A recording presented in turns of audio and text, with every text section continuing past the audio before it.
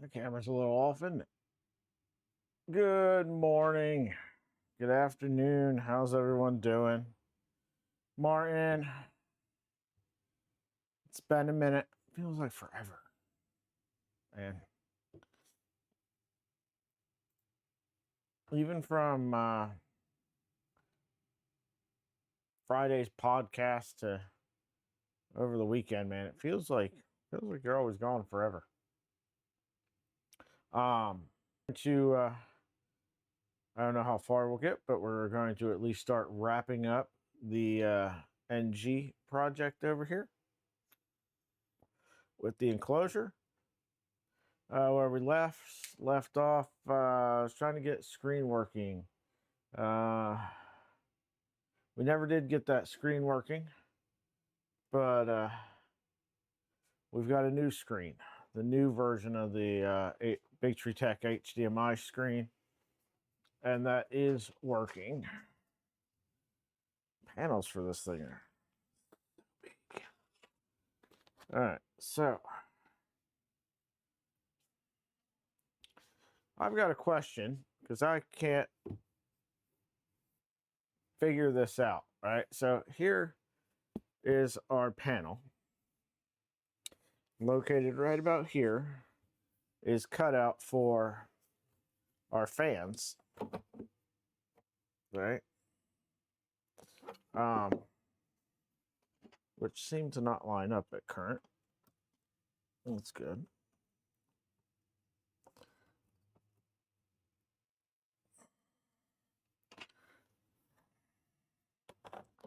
Interesting. All right, well, we might have to do something about that. Because that's no bueno.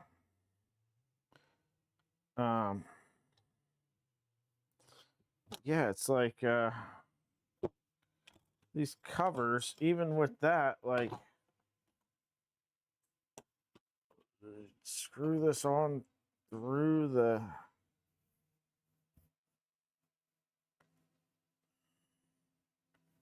what should we call it? It's all making no sense.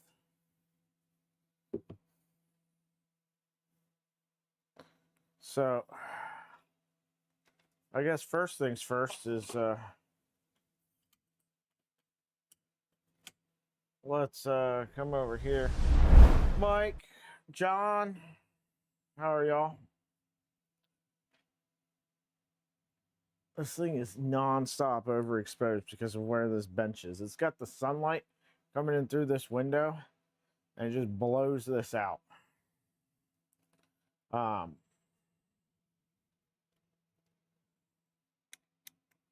Let's see.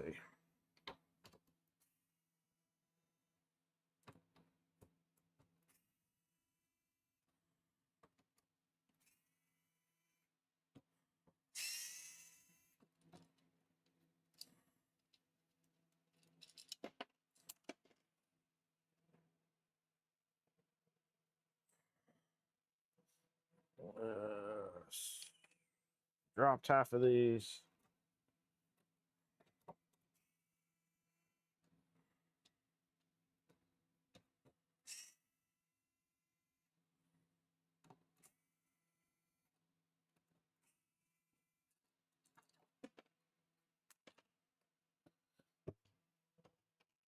So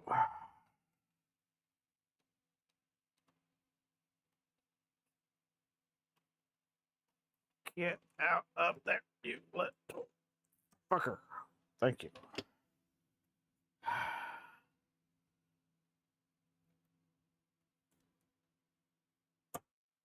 There we go. Goodness gracious.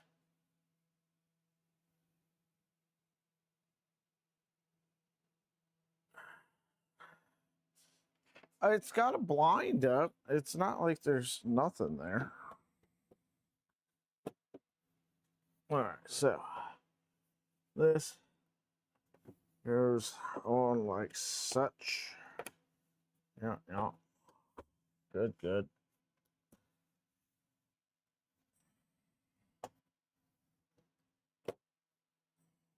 Lovely. Um, then I guess take this and these fans.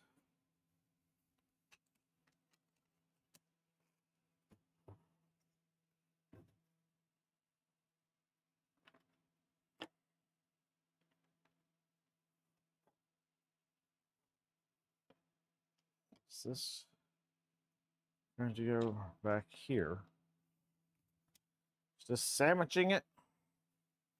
Maybe this is a sandwich, a fan sandwich. Is that right? Anyone? Are we making fan sandwiches?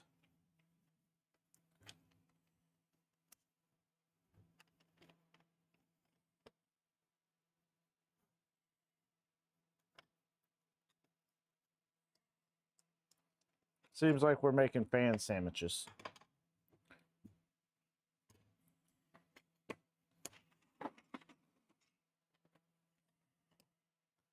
Some sort of adapter, so I can actually plug this in. Yeah.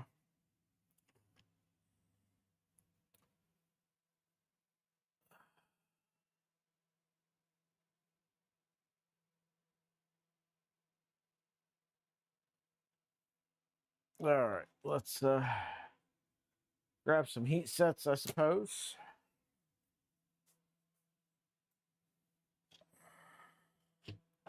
So our fan sandwich needs heat sets.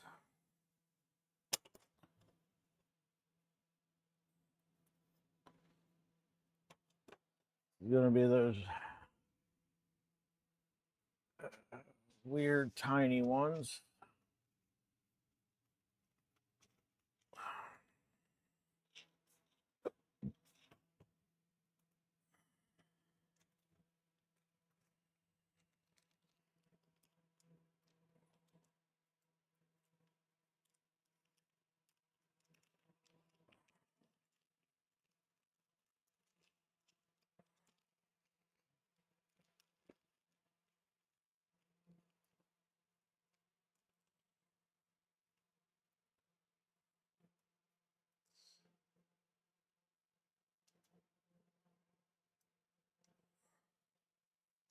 All right.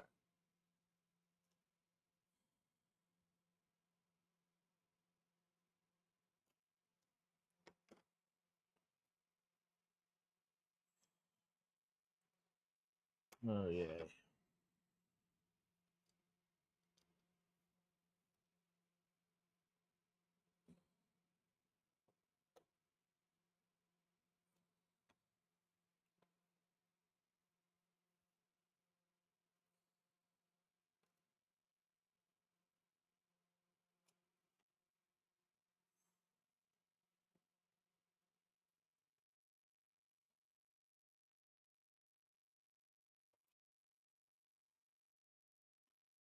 Why on earth that?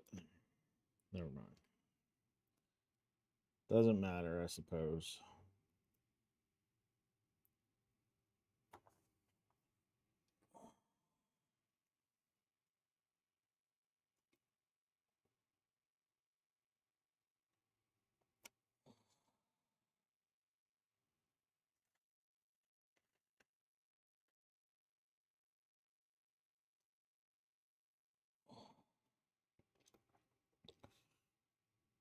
So, as per usual, we have the stream goal set up because we are still working on getting money for Rocky Mountain. We are damn close to having enough money to pay for the airline ticket come the end. At current airline prices, come the end of March when that'll pay out.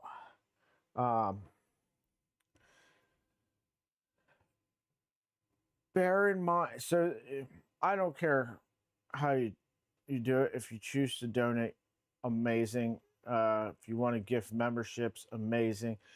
If you don't want to do anything, that's fine. Thanks for being here. Love you. But remember, that if you donate through YouTube in any way, shape, or form, YouTube's going to keep 30% of that. There's a link in the description for tips. That's through Stream Elements, and that just takes out the normal like service fee for PayPal, which is like 3%. So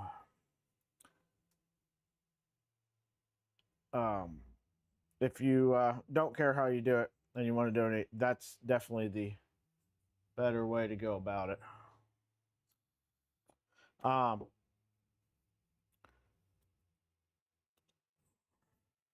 Let's see. Now, I won't bug you anymore about it, but, you know, the billing department be the billing department. You know what I mean? All right, so we got heat sets now. Turn off that. Let's go over here to the wires and get some wiring and some connectors.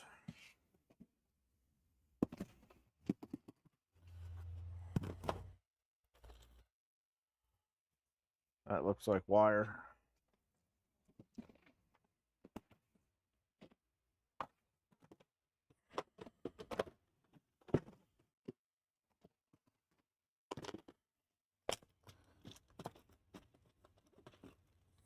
These are connectors.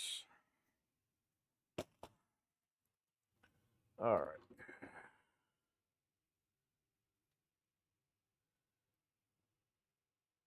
Yeah, try not to be annoying about it. I hate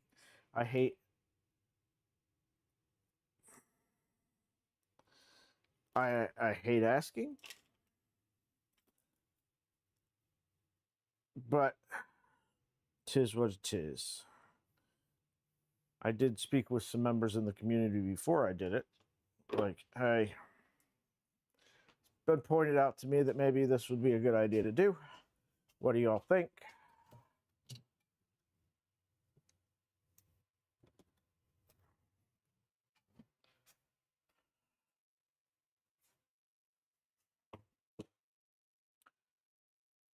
All right, let's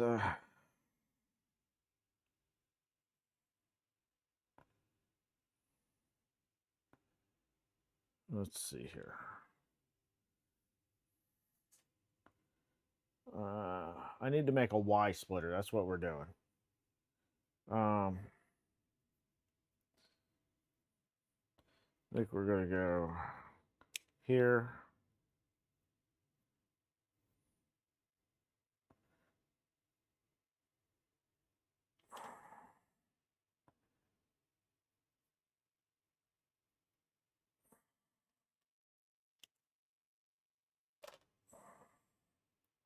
And then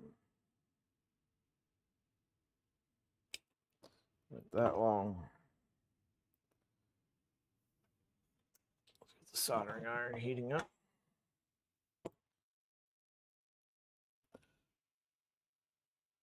Pop away. How's it going, man? How you been? Is anybody else going to Rocky Mountain while we're talking about it?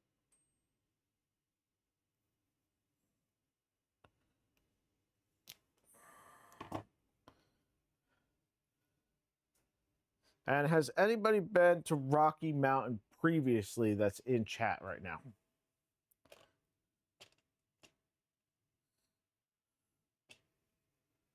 So I've got a couple questions that I was hoping that folks that have been there previously might be able to answer for me.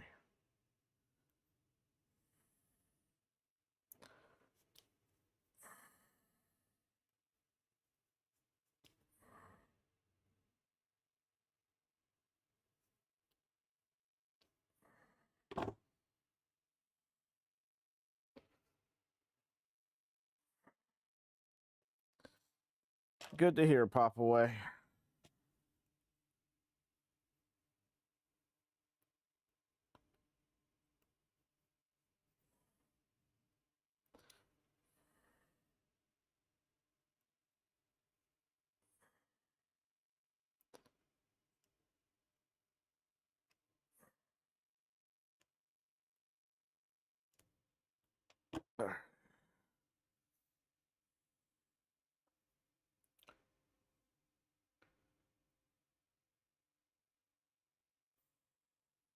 Yeah, meet and greet is kind of what I was thinking about. So, the reason why I was asking if anybody on chat's been there is because I'd like to figure out what the best way to just be able to meet up with everybody is. You know, I try to say hi to everybody as I'm walking the floor and as I see people. But honestly, there's some of you that I've never seen your faces. So, I wouldn't recognize you if we walked by each other, you know? Um,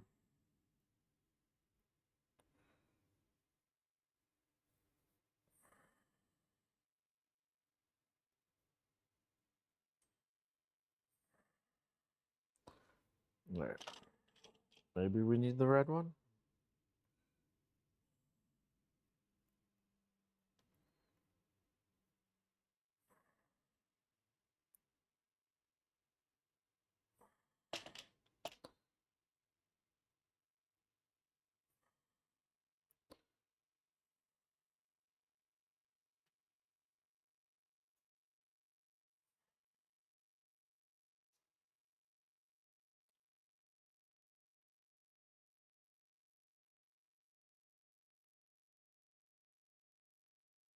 Huh, that's weird. Um,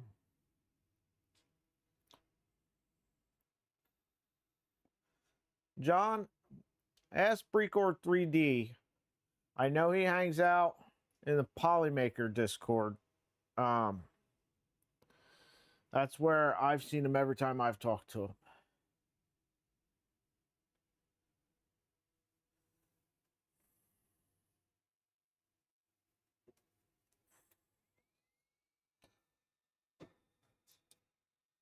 Listen, guys, if you guys do electronics and 3D printer building or anything like that, do yourself a favor.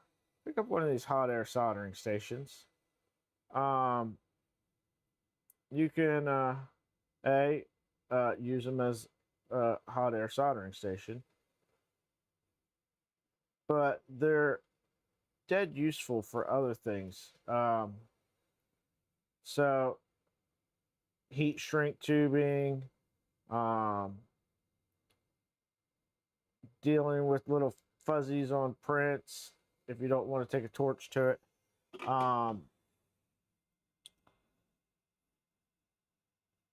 I find so many uses for that thing.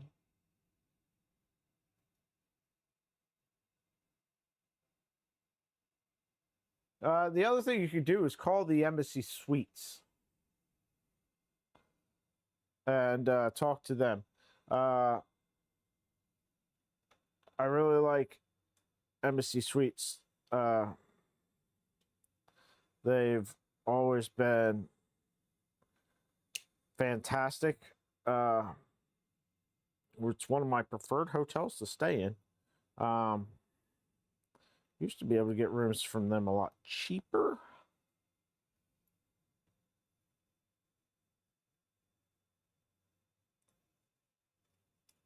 But even now, I'll find sometimes when I go back to visit my son, the embassy suites across the bridge in Newark, Delaware, is often very reasonably priced to the point where it would be cheaper to stay at the embassy and pay the bridge toll every day to get out of New Jersey, and stay at the embassy than it would be to stay at like the Hampton or the Wingate one town over. And forget the Fairfield. Holy shit, why is a Fairfield Inn so expensive?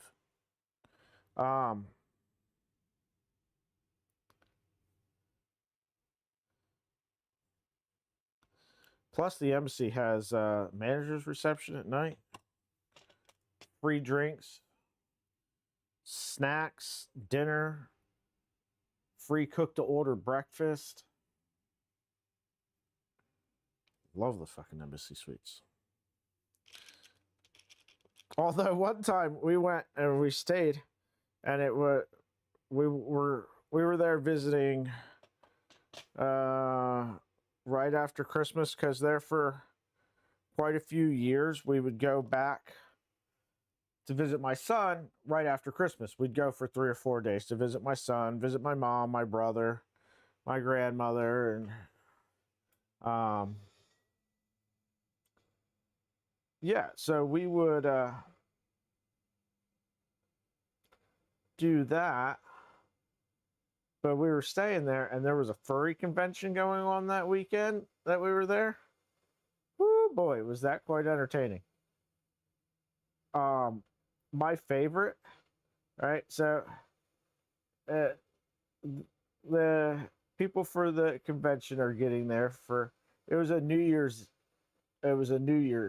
furry New Year party, right? So we get there, right? No, we were getting ready to leave, was what it was. We were getting ready to leave. So I was taking stuff down to pack up the car. And this guy had gotten there with his wife, right? Watched him unload all of his stuff, and then watched him reload it all back in the car. Because wife did not realize everything, from what I gathered, eavesdropping in on the situation. And yes, I was eavesdropping. She thought that it was going to be more of like cosplay, Comic-Con kind of thing, and less of a swingers party in animal costumes. And she was not amused. She was not amused at all, folks. I was amused. I found it quite hilarious. Felt bad for the situation, but they seemed like young enough that they probably didn't have children or anything like that that was going to suffer in the divorce. Yeah.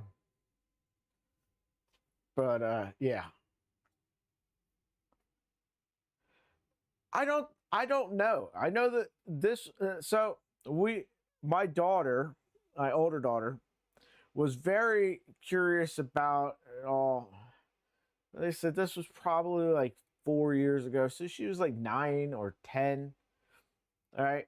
And, cute furry costumes, right? She doesn't understand. Yeah,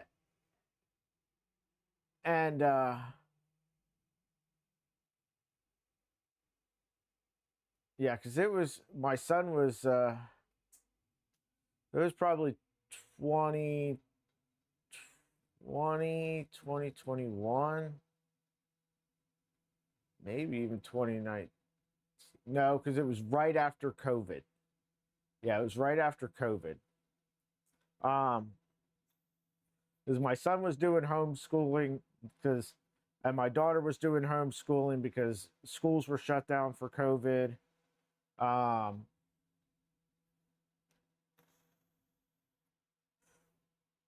But yeah. But she was talking to him a bit. So I don't know. Why? No, this one's not. This one's quite an entertaining story. Captain, you talk to her all the time.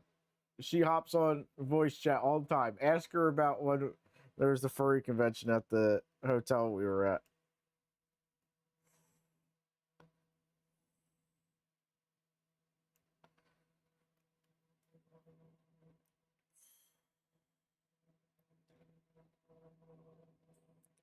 By the way, Kenneth, how's it going? Sorry you popped in mid me rambling. For those that are just now joining us, we're working on making a fan splitter wire harness thing so that I can hook up these two fans that are mounting onto the back panel of the NG. That is what we are currently in the midst of. Guess these ones should be a little bit better. So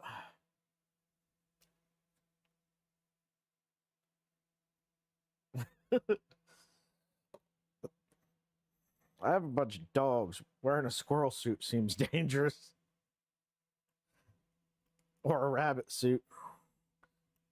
The old man's getting to the point where he just kind of goes on point and doesn't even like pull to go after him. He just wants the rabbits to think I'm holding them back now, because we have rabbits that are in the yard every year for some reason.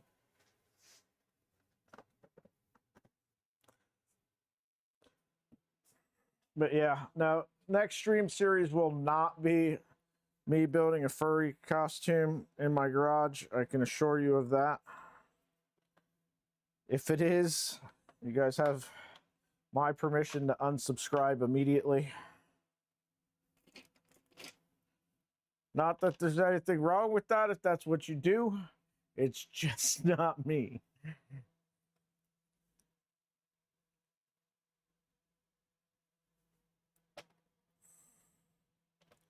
All right, let's cut a bunch of little heat shrink tubings.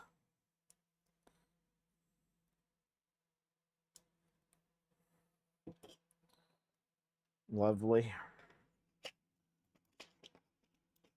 Let's get out some connectors. Okay, so we need the red one to go on the side closest to moi.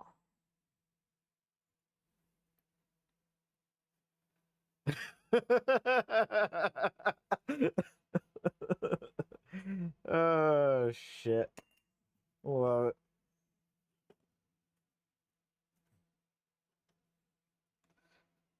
Steven, which button? Are you hovering over the like button?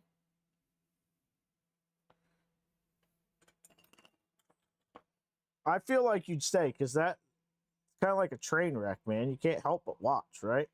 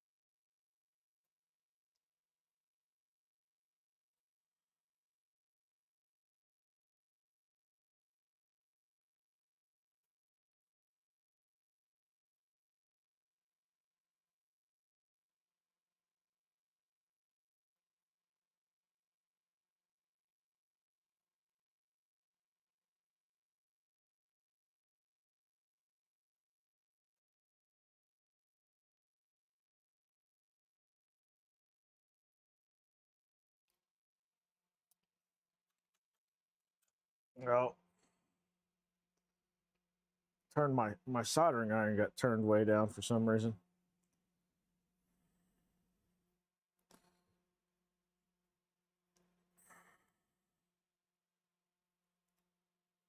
It's like, why isn't this working?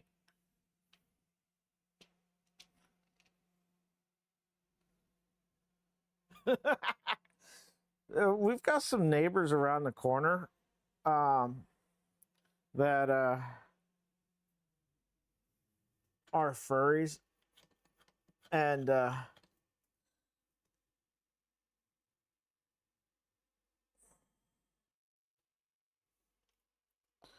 they I don't know, I think they're probably getting close to being like 18 at this point, but they would wear their costumes, outfits, whatever they are, at Halloween for trick or treat. And I'll give it to them, man. The craftsmanship on some of those costumes is is impressive, right?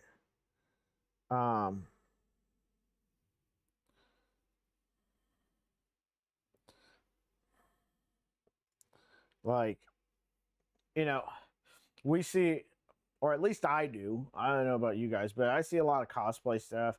I see a lot of the stuff like Adam Savage will do and stuff like that. And like some of these folks making furry costumes are do some amazing work, right? Regardless of what you think of the subject matter, you can appreciate the craftsmanship of it. That kind of thing. Maybe that's just me. I don't know.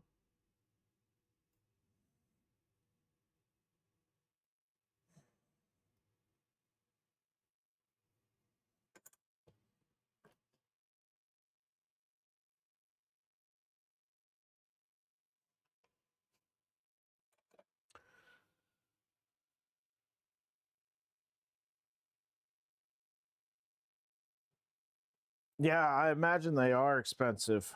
I know how much Captain appreciates pink unicorns, so maybe we can talk him into doing a stream series where he makes a pink unicorn furry costume.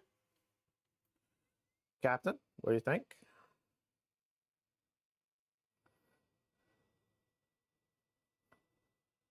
If he's not in chat, I do have the redirect set to bump you guys all over to his stream, which will be a little bit later today. And you guys can ask him there. In fact, make sure you ask him over there, even if he answers here in chat.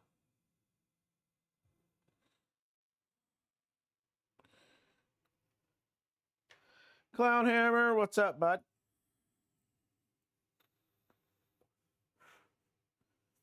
So, I was looking at plane tickets, right? And I found an option that's actually cheaper that I could fly in Friday night, but I'd have to figure out accommodations for Friday night. So I don't know that that would work. But I found a flight that flies out. It was either really late Sunday night or really early Monday morning with a 72-hour layover in Orlando. I feel like I could get a Florida vacation in for free, right?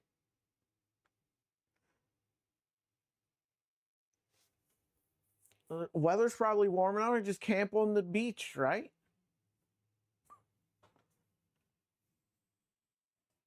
Yeah. When I looked at the arrival time, and then it said like Wednesday or Thursday or something. I was like, wait, what? And then you looked at the flight time, and it was like 70 some hours. I'm like, hold on a minute, what's going on here? Why is this layover so long in Orlando?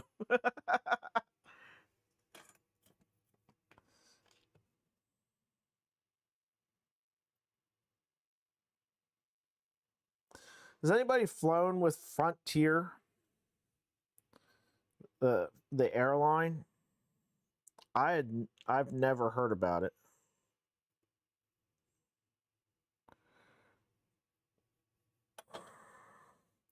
But every single flight that I'm looking at is pretty much Frontier.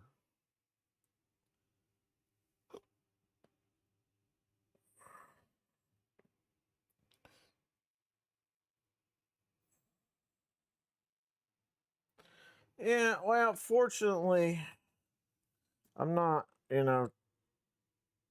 flying to fucking Hawaii or Japan or something, where I'm going to be on the plane for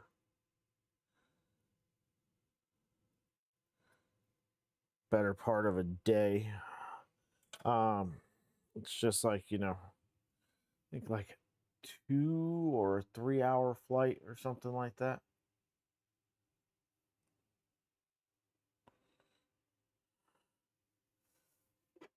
so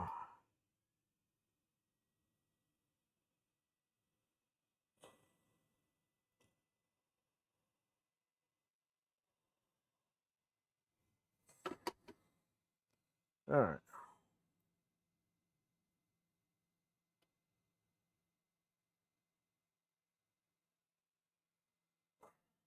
I don't know, John. I know that I'll be at the embassy. I think most folks are staying at the embassy. Is my understanding.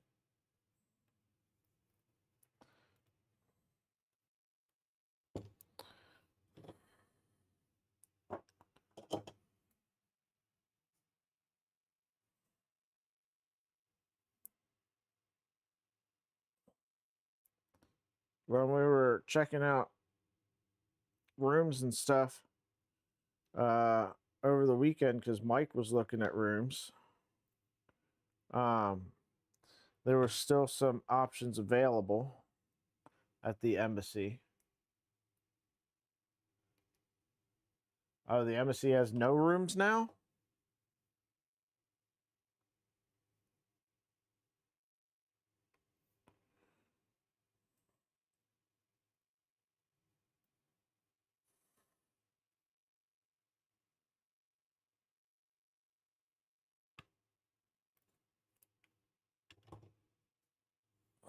That sucks.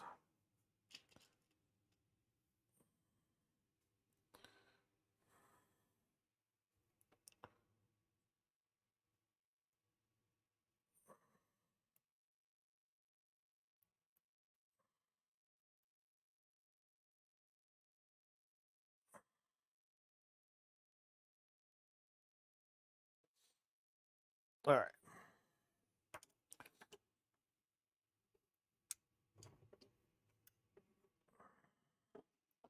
Let's all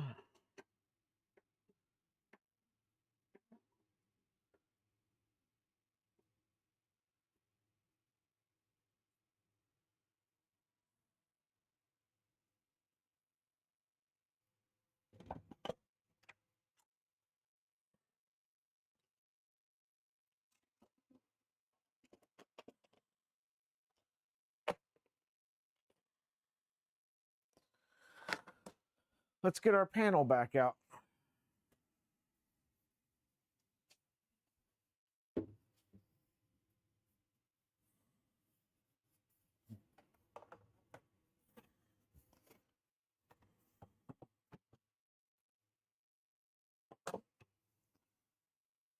Now we got to get this got to get the peel off. Everybody's favorite part, right?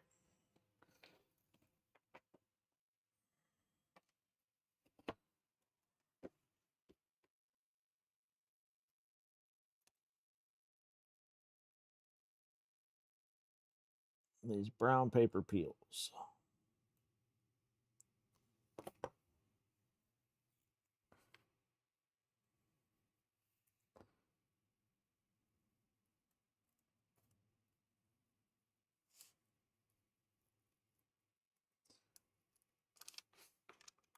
So the old lady's has this list of movies that she wants to watch with our daughter.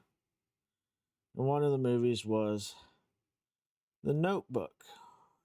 And after I got done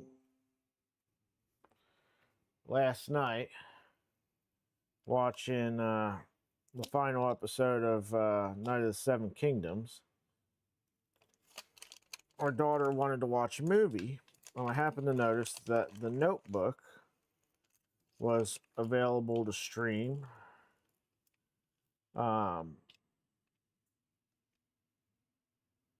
So we watched The Notebook.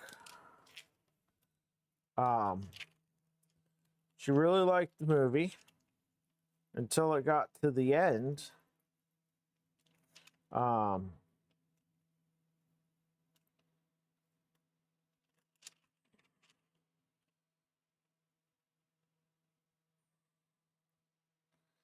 She was very upset.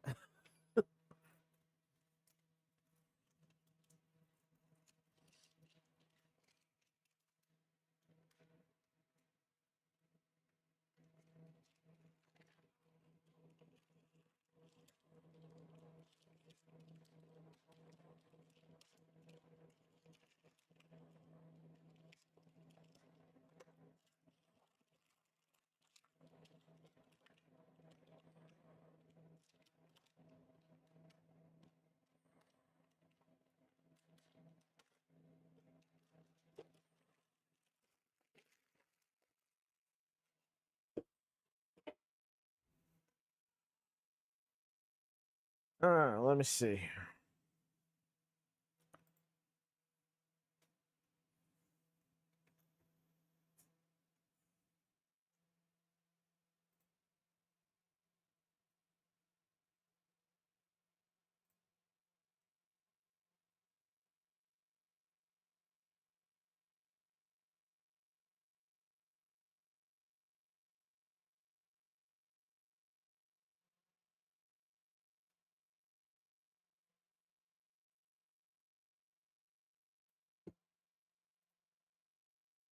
All right, John. This is what I'm showing. This is for Saturday night, checking in Saturday, checking out Sunday.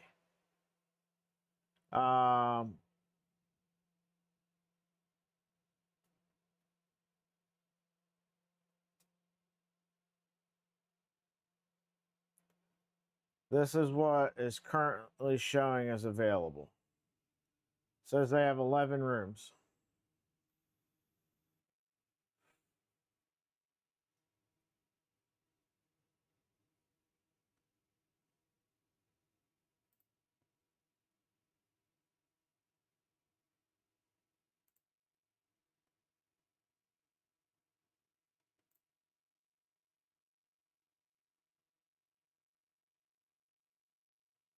You want me to send you this link, John?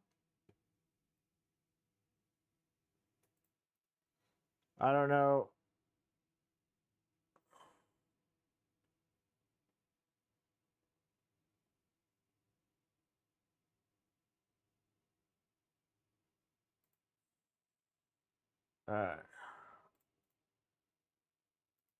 Copy.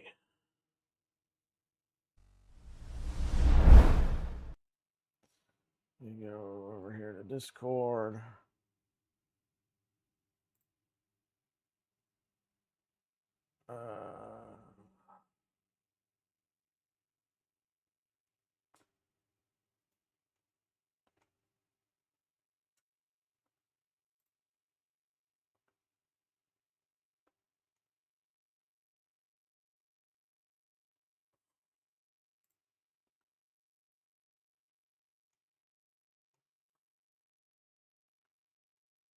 Why can't I find you on Discord, John? There you are.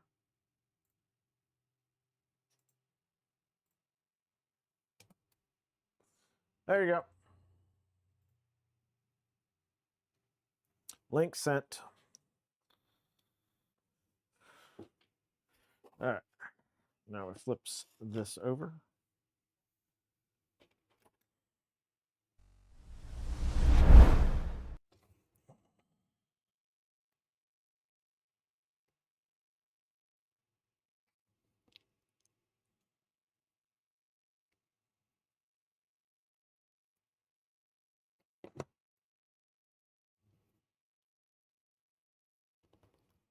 Oh, this is smoked acrylic. That's nice. I thought it was just like black.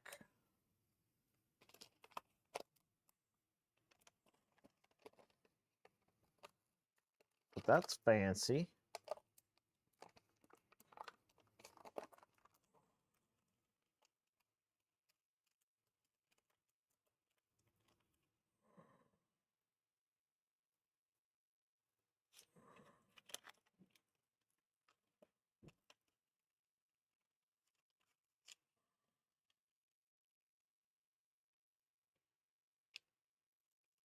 Pro tip for folks that want to do smoked acrylic panels.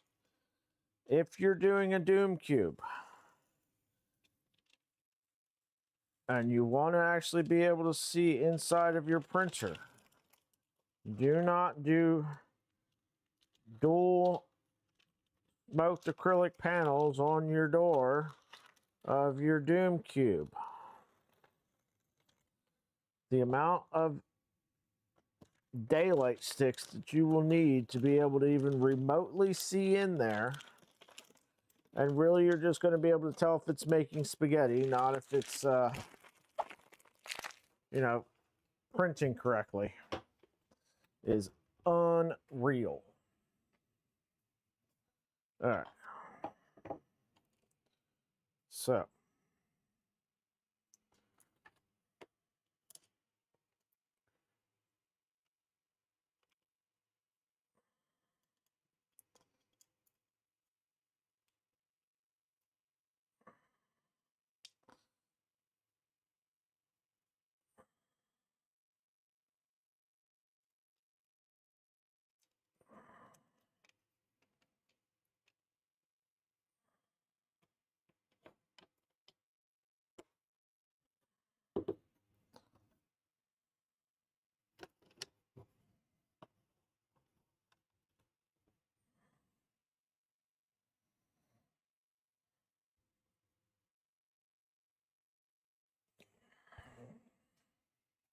$20mm fan.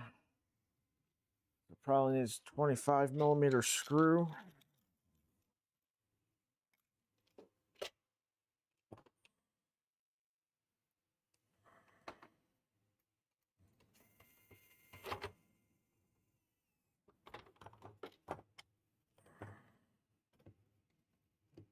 Well, wait. We've got these fans in backwards.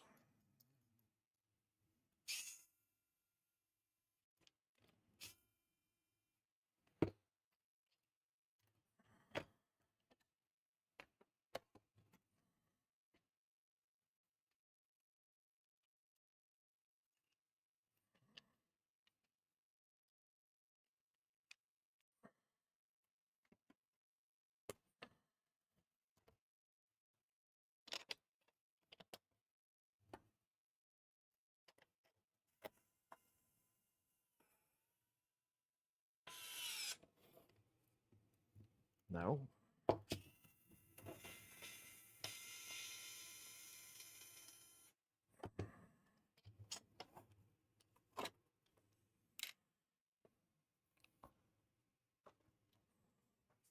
They're not 20mm fans.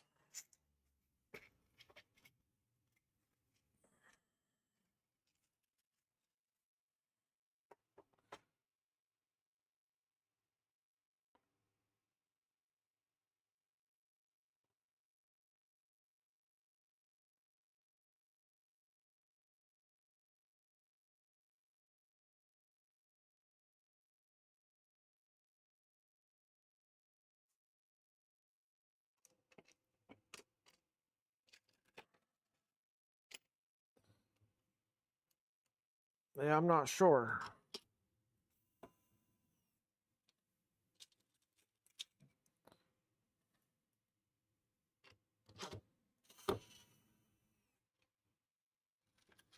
I said that if you call up the property, it's probably going to be your best bet.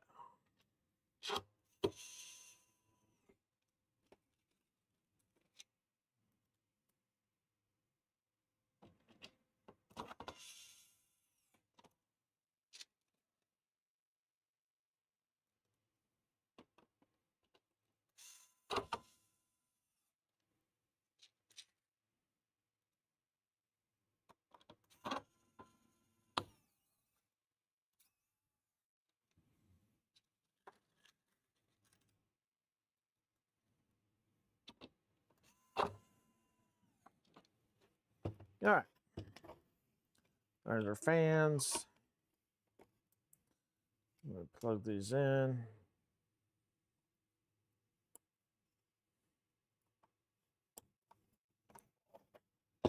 Voila.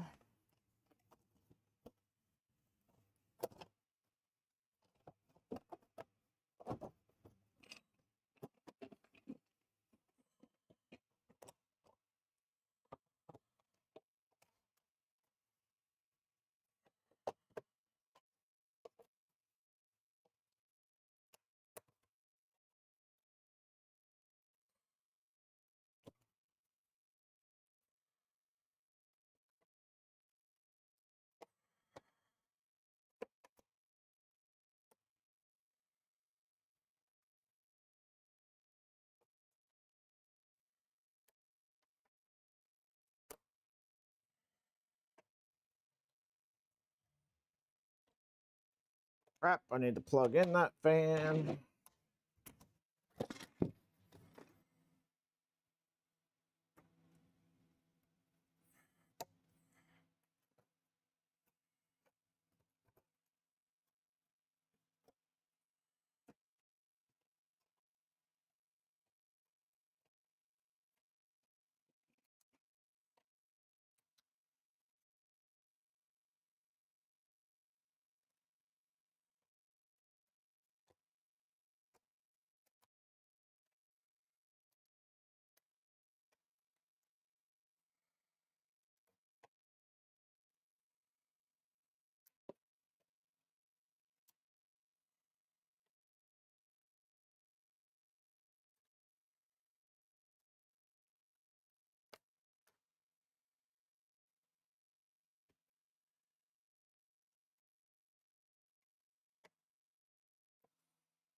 Ain't that pretty?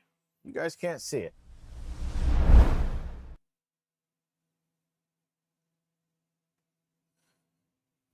Don't know what I ate?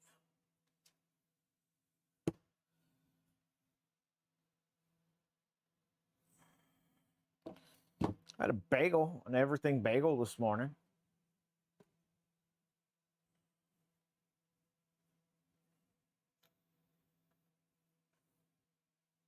All right.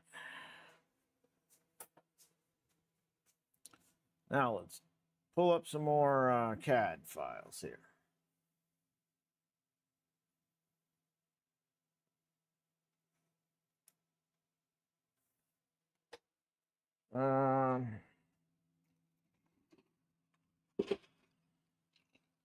Get out some pieces. Looks like there's a piece that needs to go here.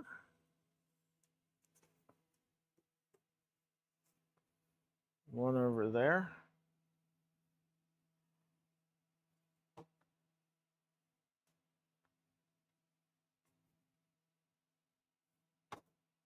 Bottom layer was really freaking close on that one. Jeez. All right.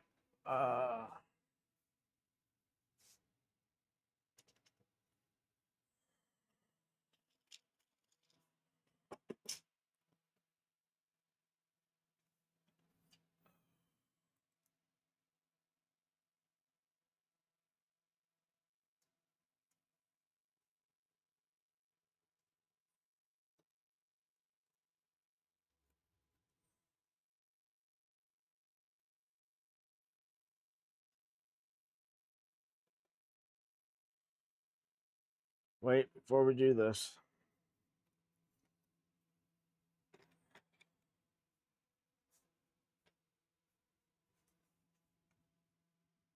I've got the CAD pulled up over here.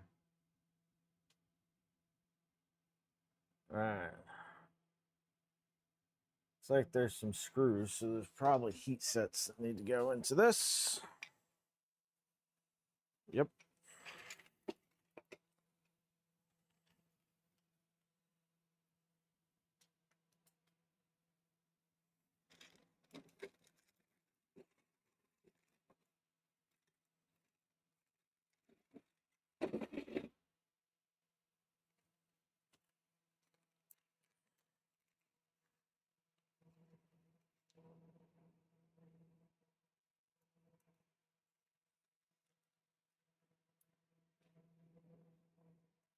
Daredevil.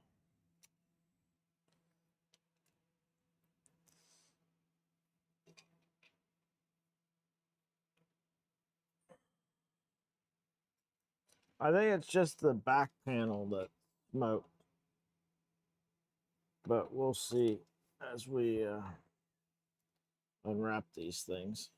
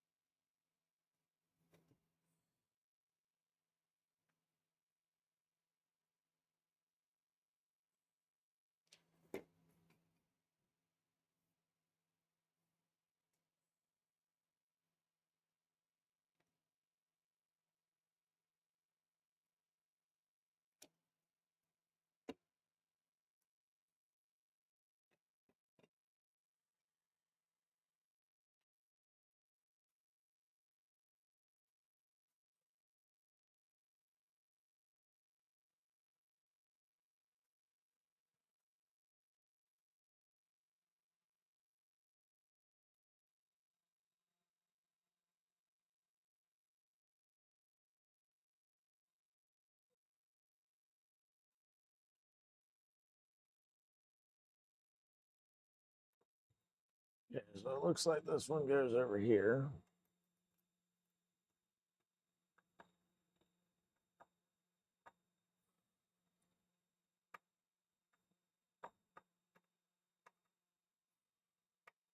There's no manual for the enclosure, so that's fun.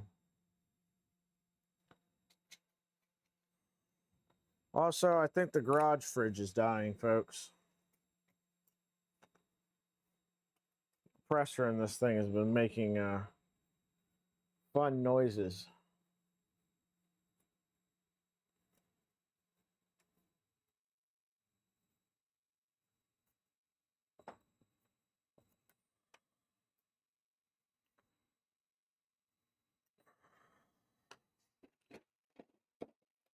Like cross braces or something that need to go back here. What goes into these screws? Bunch of...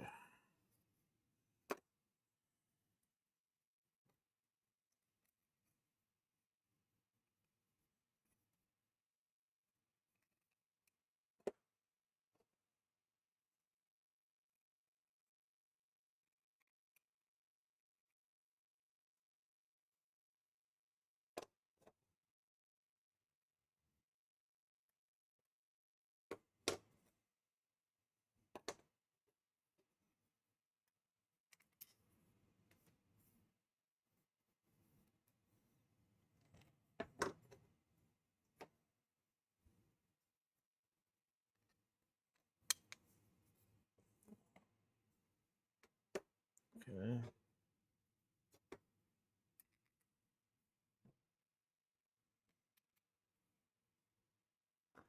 That all seems to...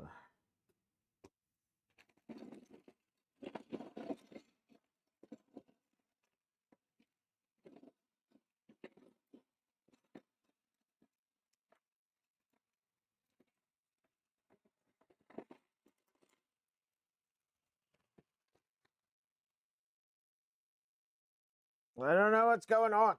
It's like two screw holes across the back here. Screw in the center.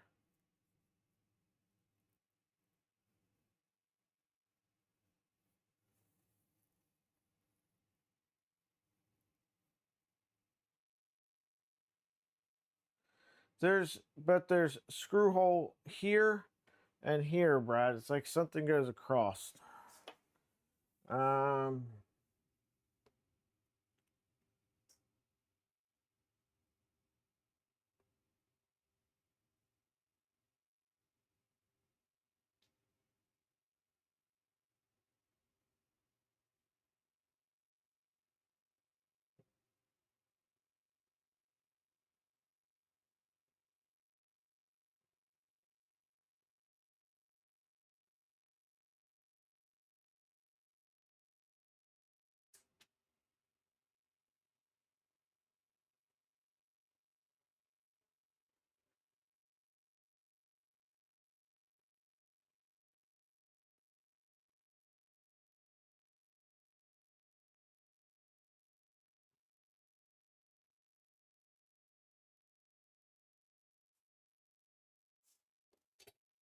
uh,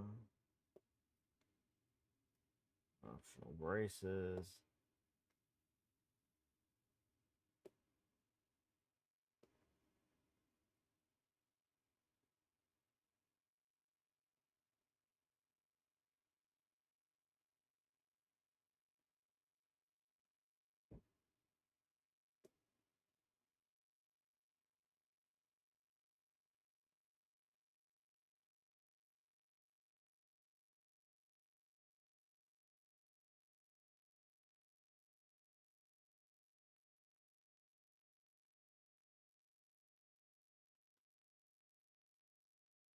Man, where in the world is the freaking whatchamacallit at? Just want to take the panels off the thing.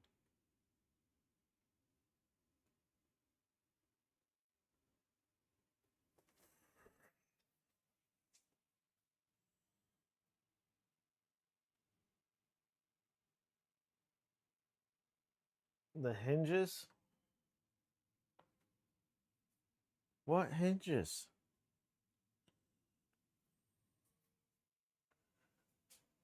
No, the hinges look like they mount up here and the whole thing flips up there.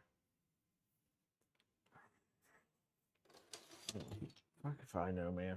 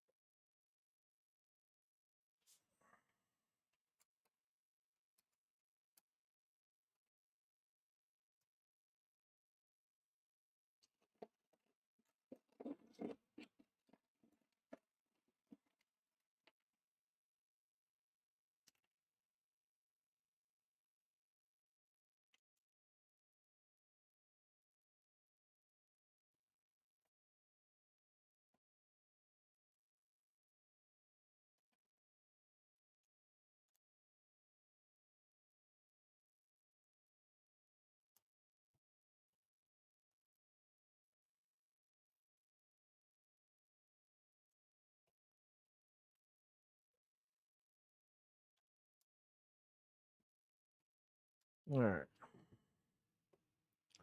So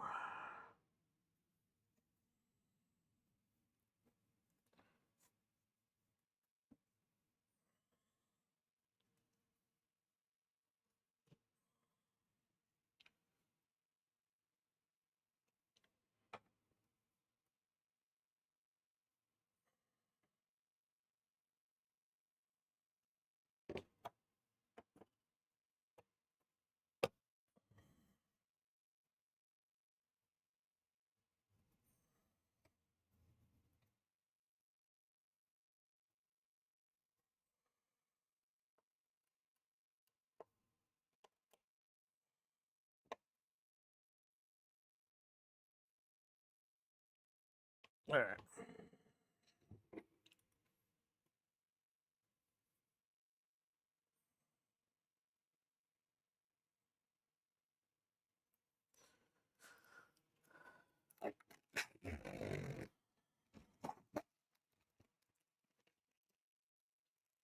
Let's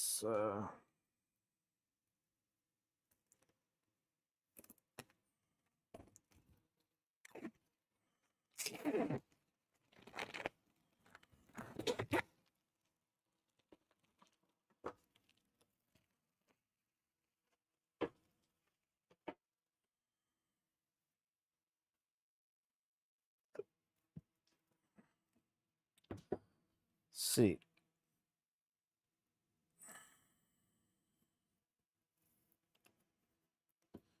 Size screw do we need for this?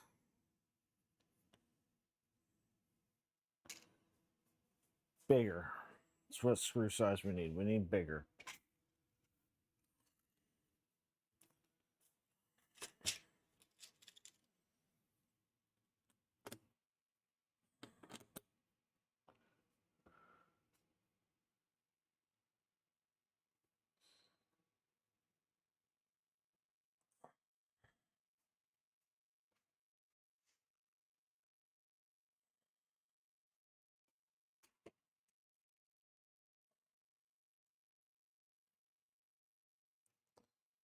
One.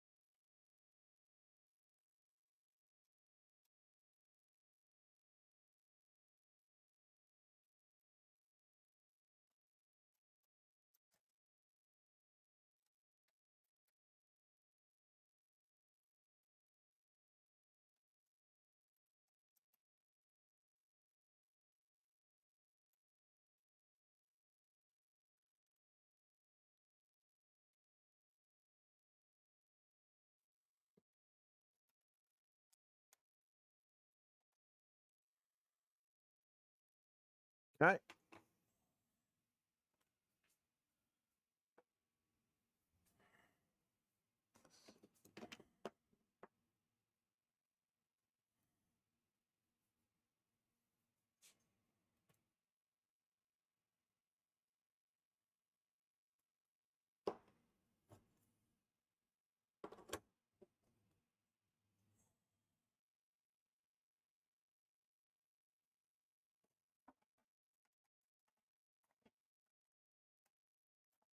No.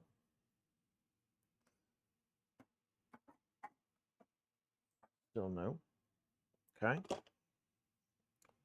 What goes in there?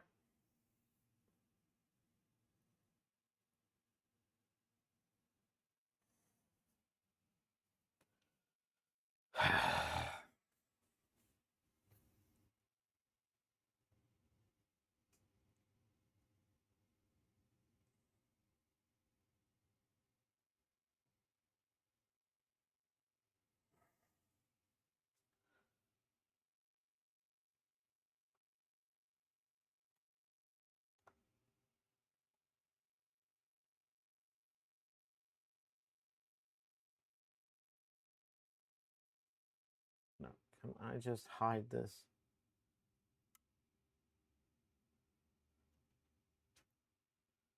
Good, good.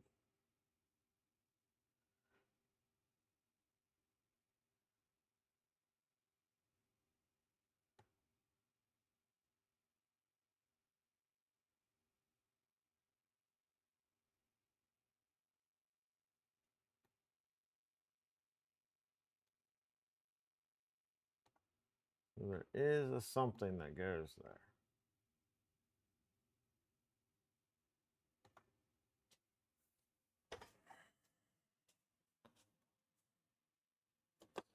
It's this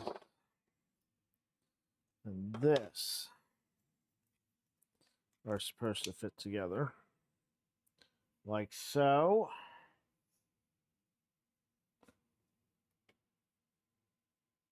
And then this goes up here like such. Okay. Mystery solved.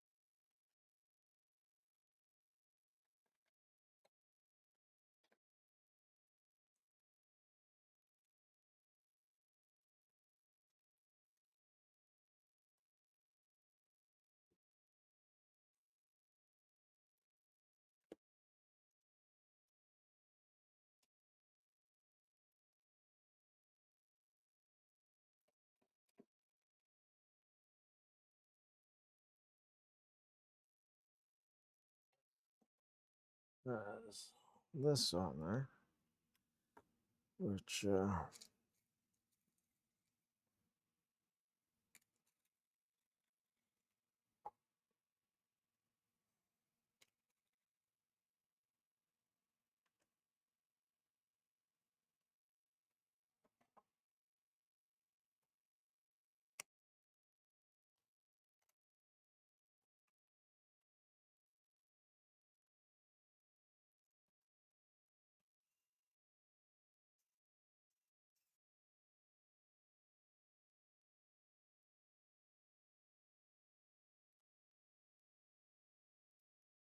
there. Now,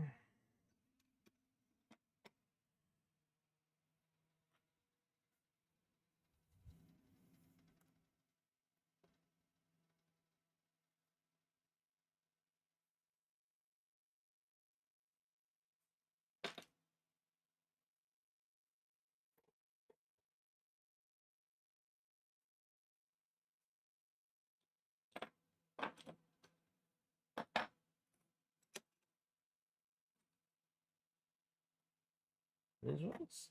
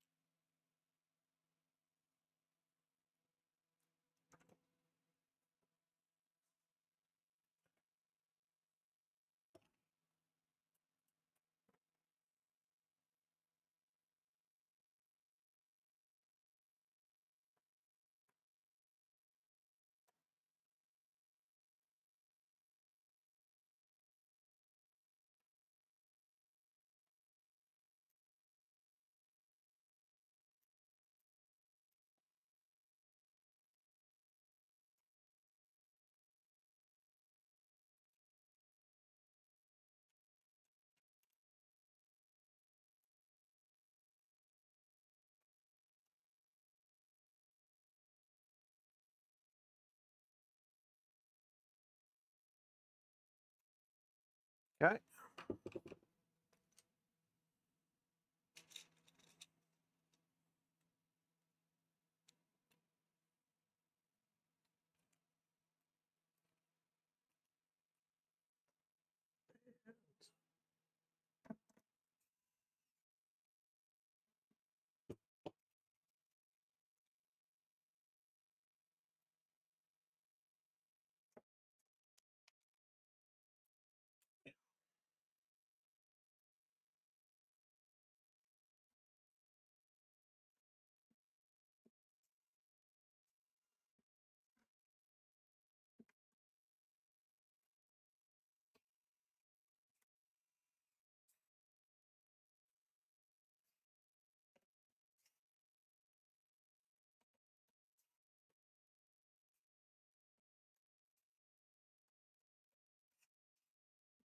Oh, lovely. Hinges on stuff.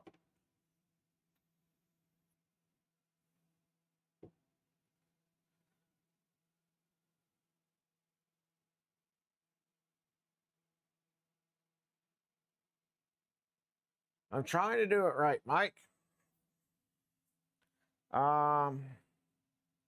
So we got the hinges on top.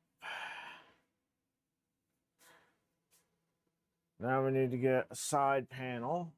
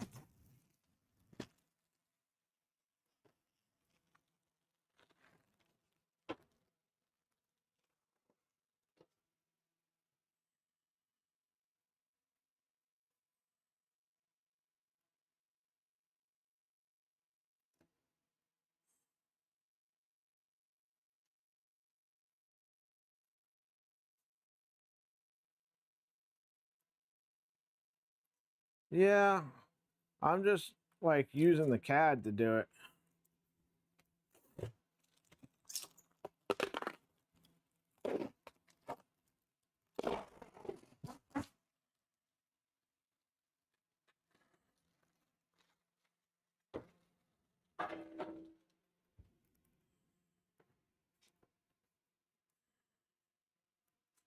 All right.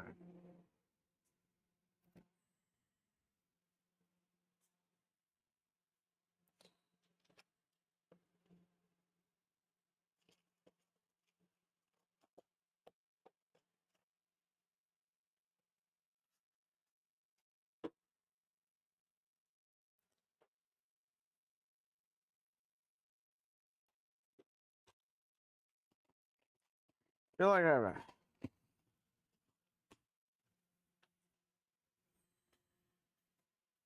piece of fuzz or something on my nose.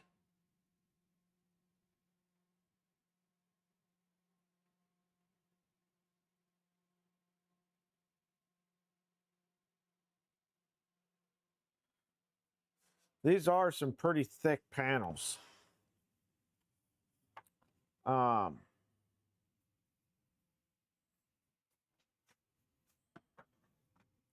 Yeah, these are thick boy panels. Okay, so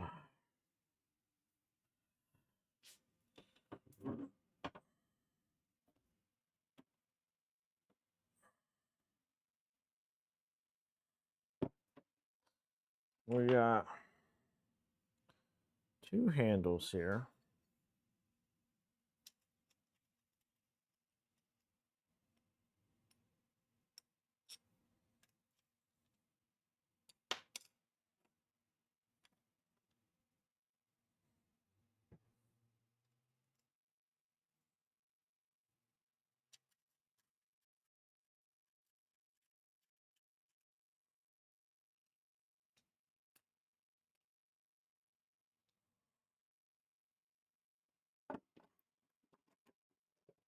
So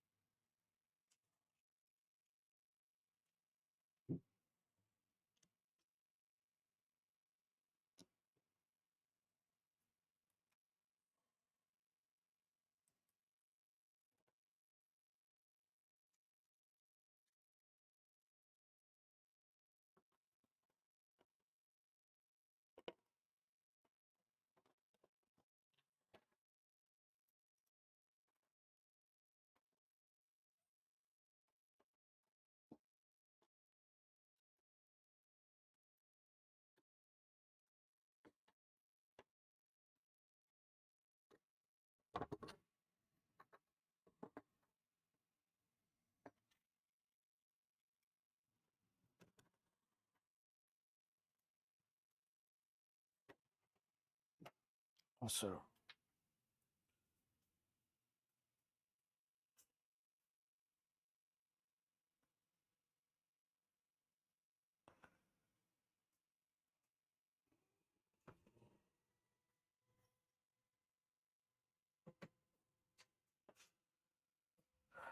Bruce is over here just spinning his fans away.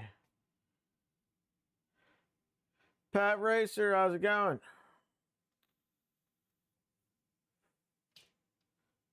Glad to have you here, man.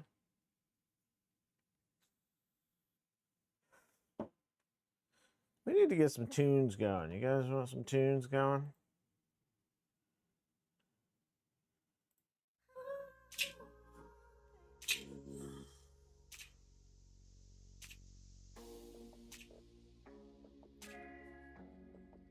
All right, now, what the hell size screws does this take? Let's try 20s.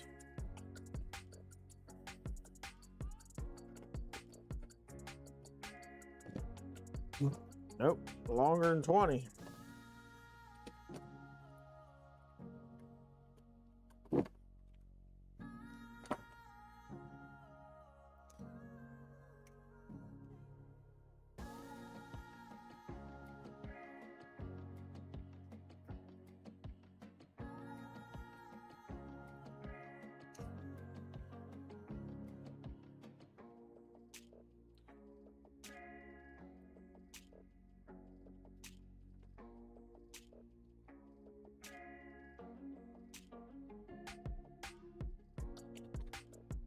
Might be able to get away with 25s because I think 30s might be too long.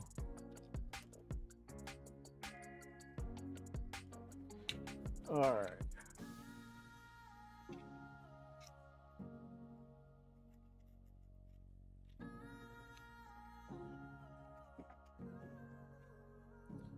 Let's see.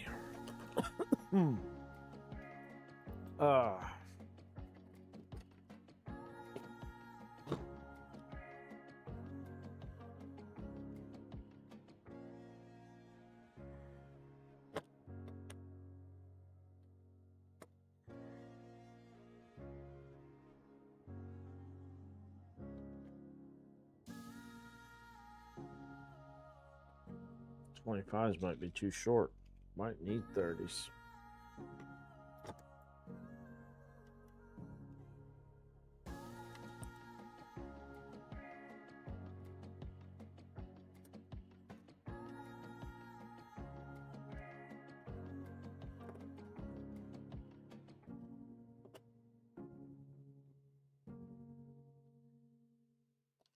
Yeah.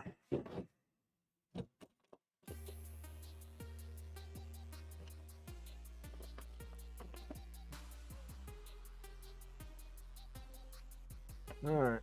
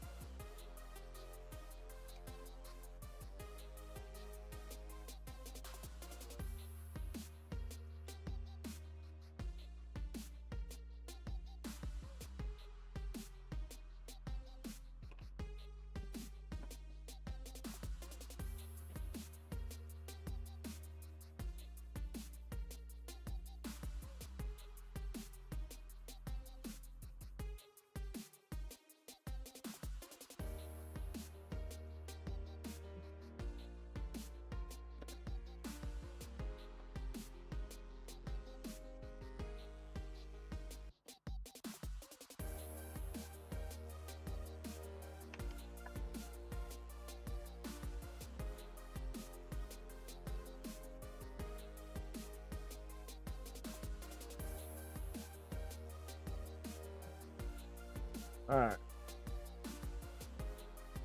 And then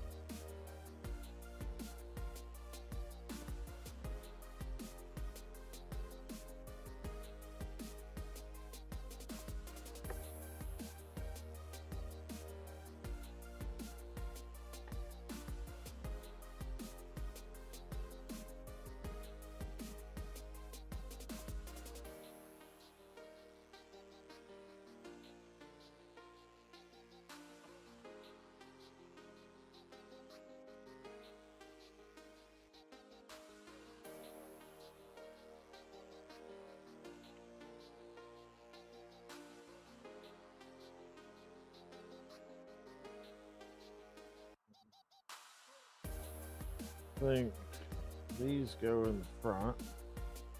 Wait, no.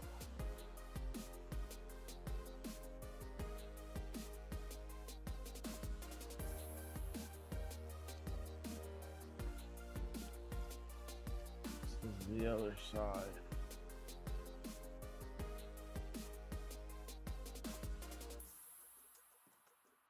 Okay. These ones go in the front.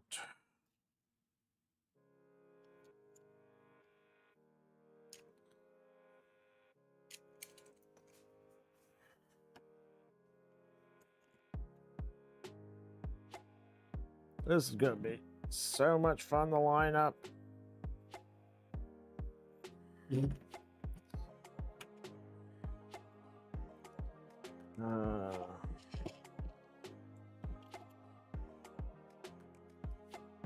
14s, 20s, 12s, 8s, 10s. We just made sure we used every screw size imaginable for this enclosure.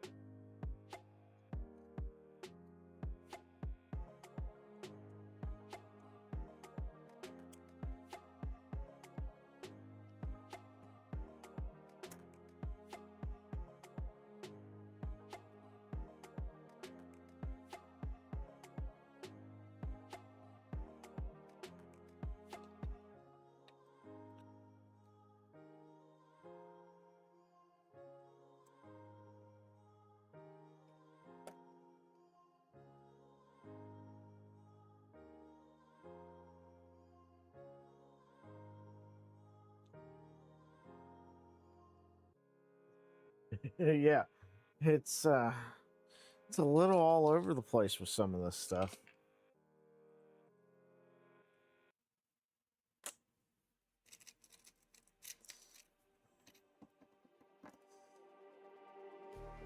Just like the street lights lit this town, like a fire in a blaze, gotta burn it down.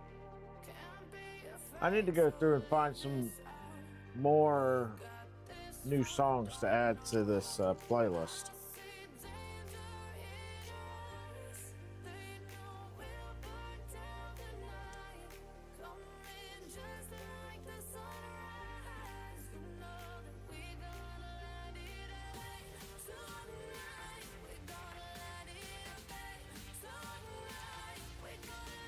What are you guys that have this done? What are you guys using for LED strips? Oh yeah, don't get me wrong. I love the project so far. Just observation on maybe optimizing the bomb. You know, I know that at this point he's kind of moved on to the Virtue, but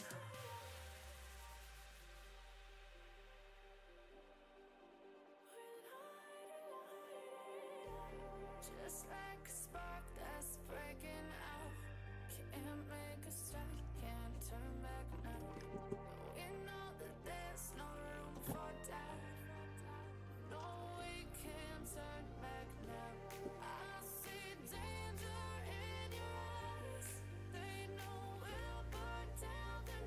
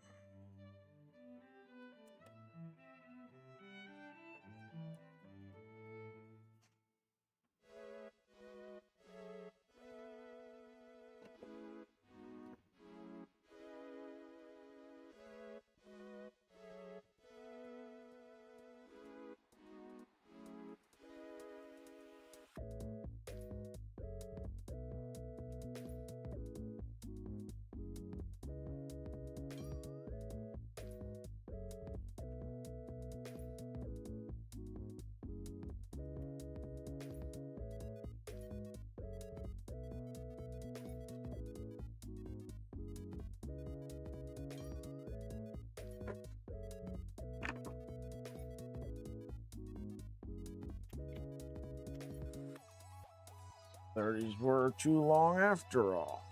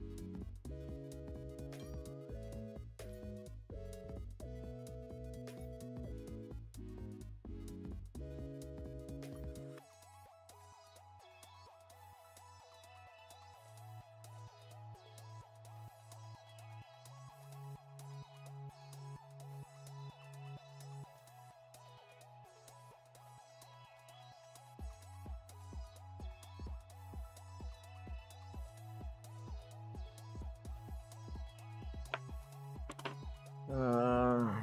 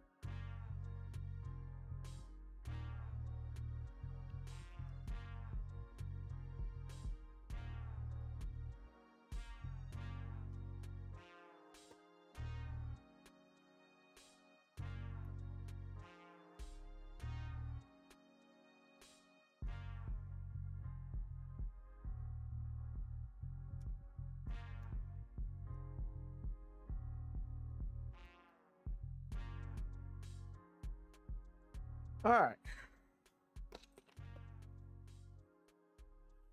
Now my hand's hurting. What do we got going on over here in chat?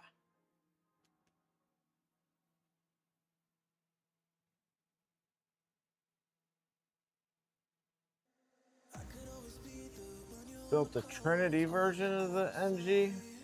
What's that?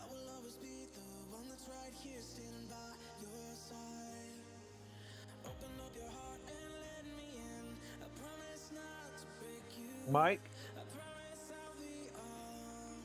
We definitely got to get some stickers and logos and stuff like that for everybody from the community that really helped make this project possible.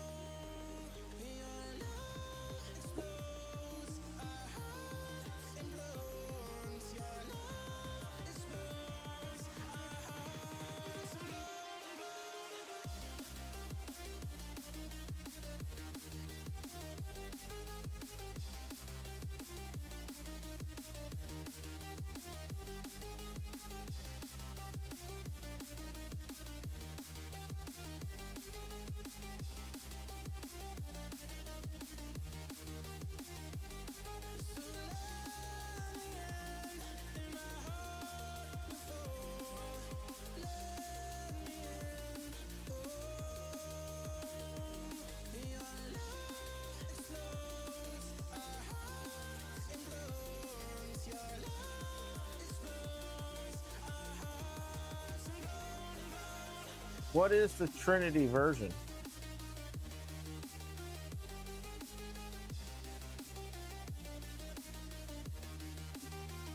This is the first I'm hearing about it.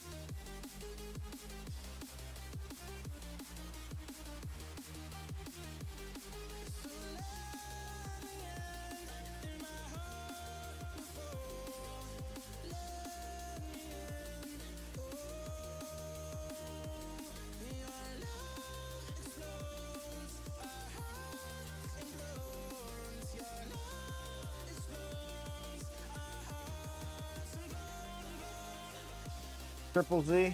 I was originally going to do Triple Z on this. I've got all the stepper motors for it.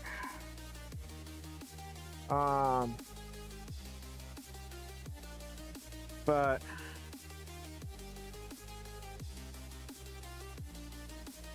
with the bed mounting the way it does, I don't think it makes a whole lot of sense.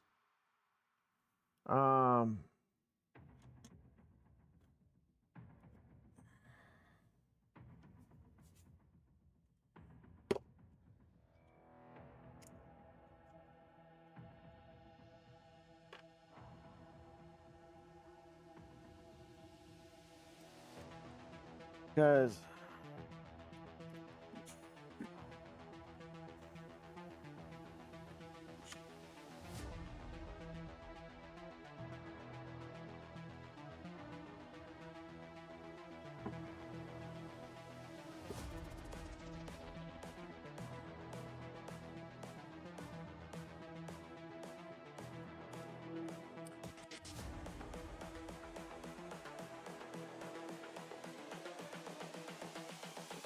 This is the future.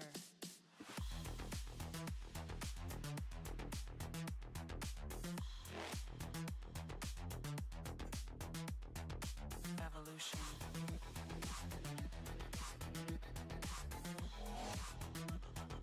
This is the future.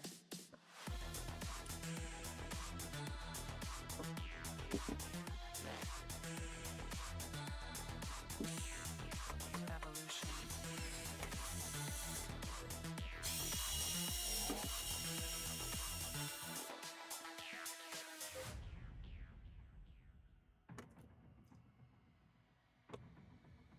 man, there's a lot of shrinkage on these parts.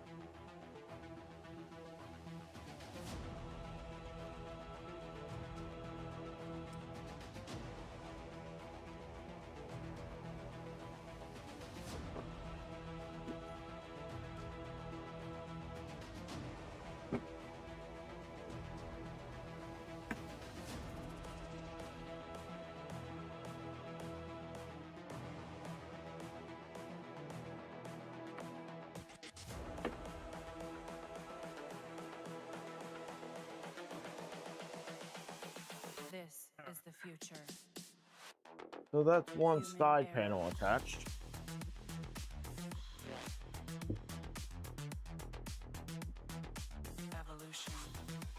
It looks pretty good. It's got like the handle and everything else on it.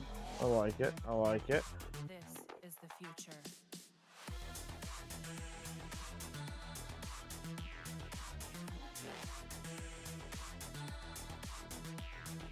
Evolution.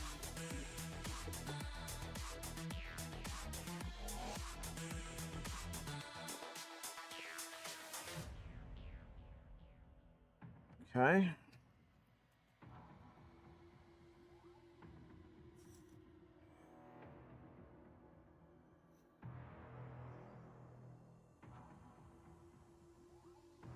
Triple Z with rails.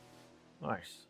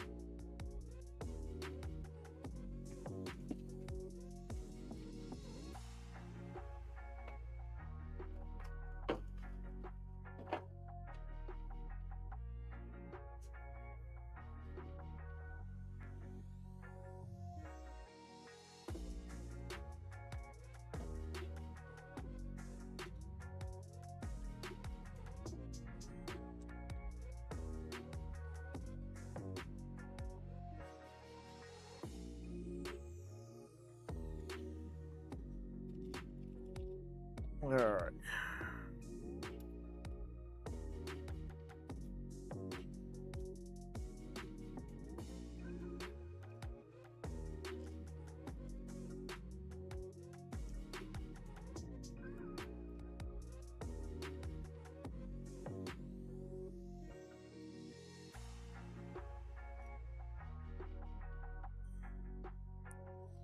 I do like the fact that everything is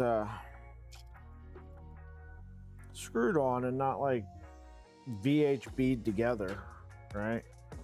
So I've had a lot of questions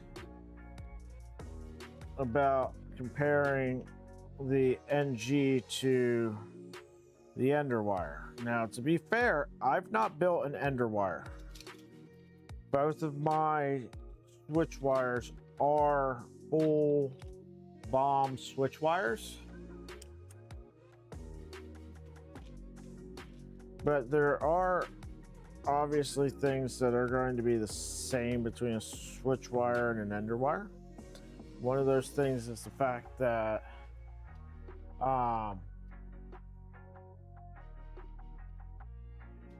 the enclosure is pretty much VHB taped together. Now it is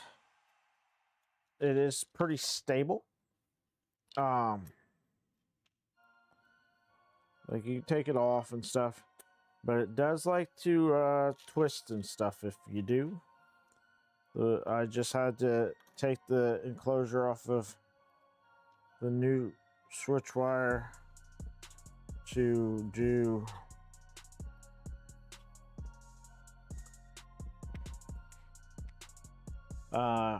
ground the stepper motor to the tool head.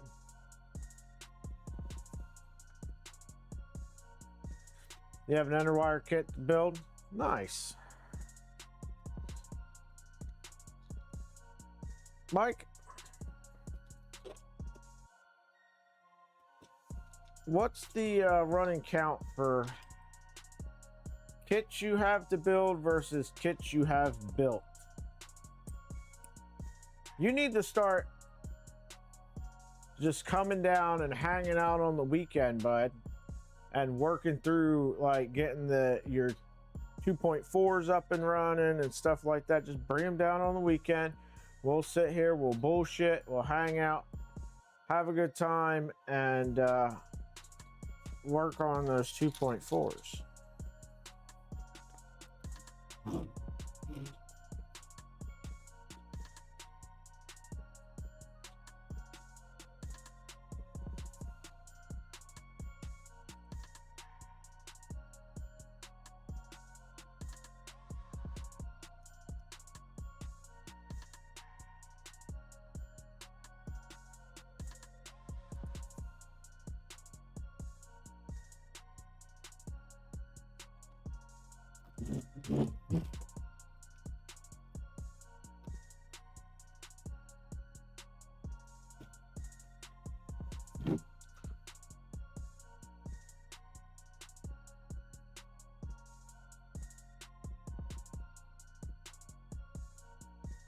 Yeah, I don't know that it's worth it, Brad. You could potentially take and make something and drill and, you know, do it on your own pretty easy. I just don't know that it's necessarily worth it.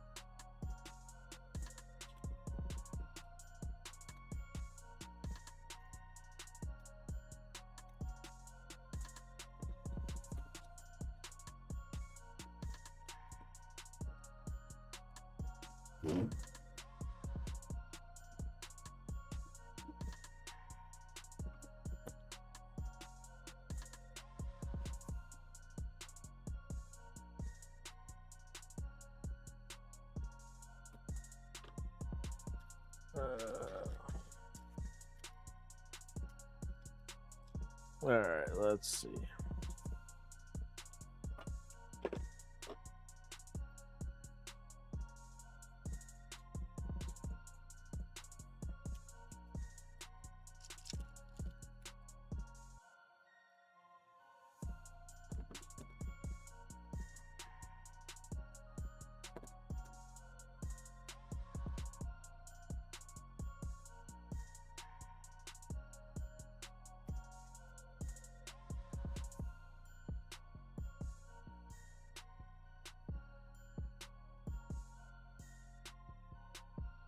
The CNC carriage, yeah, it would work for Triple Z. The reason why I'm saying I'm not sure if it's worth it, Brad, is because even with the CNC carriage and everything, you're still mounting the bed with the silicone bushings and tensioning it down, right? So you can still level the bed and it's not rigid, right? The bed is not rigid mounted to the frame. Which I mean, I guess you could do.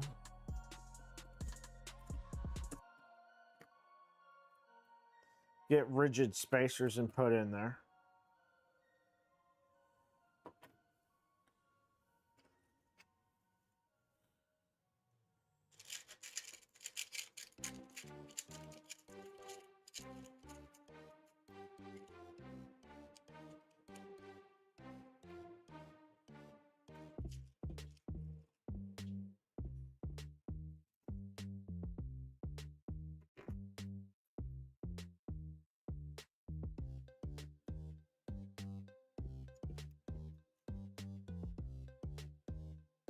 Oh, wait, this doesn't go there.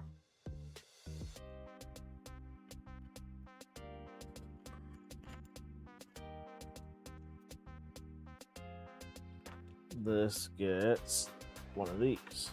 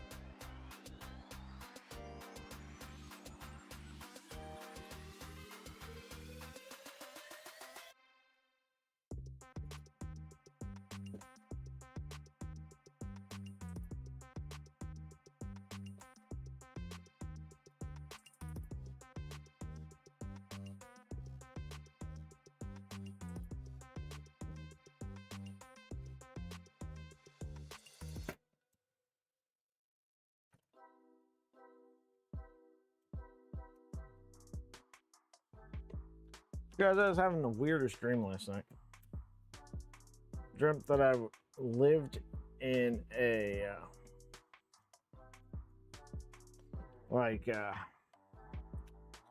oh, what are they called? Like at an airport, the radio control towers.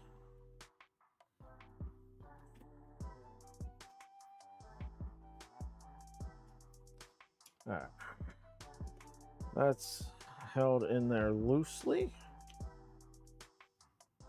When I woke up, though, took me a minute to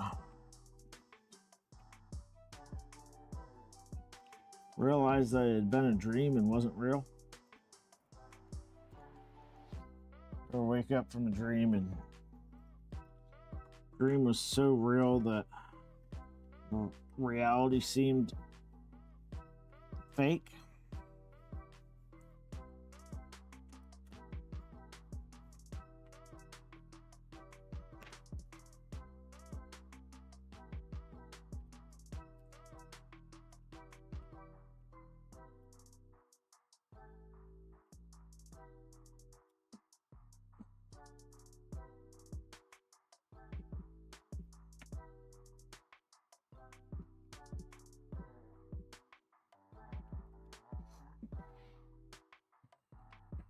Jeff, how's it going?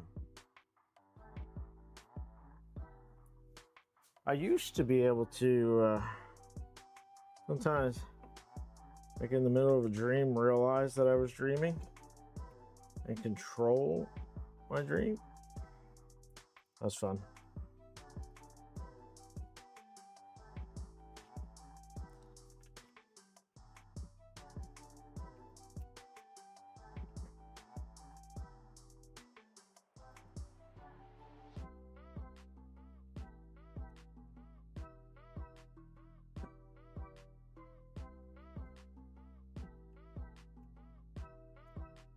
Well, come on.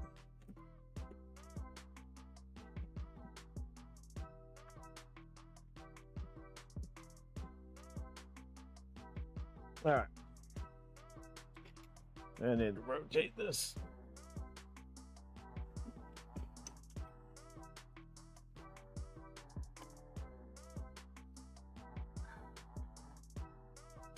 I'm having a very hard time getting these screws, these peanuts, to rotate where they need to be.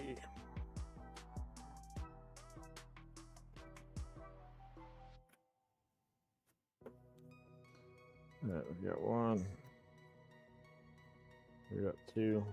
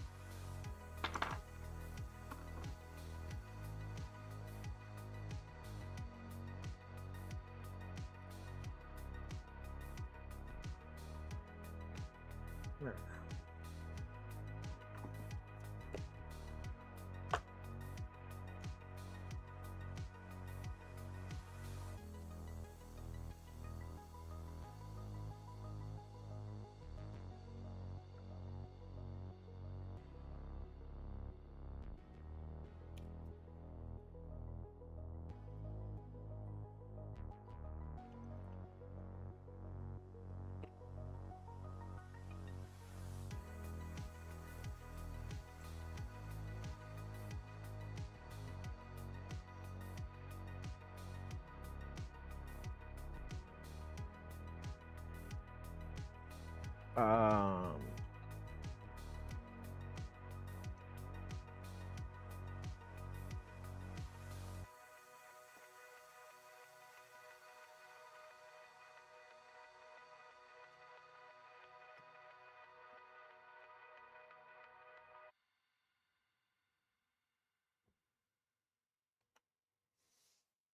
now. Well, oh, here we go. Like I'm missing one.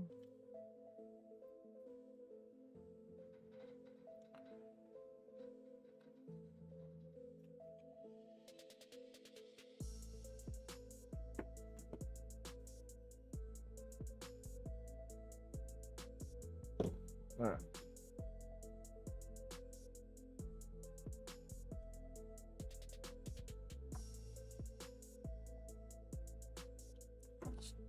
Tighten all these into place.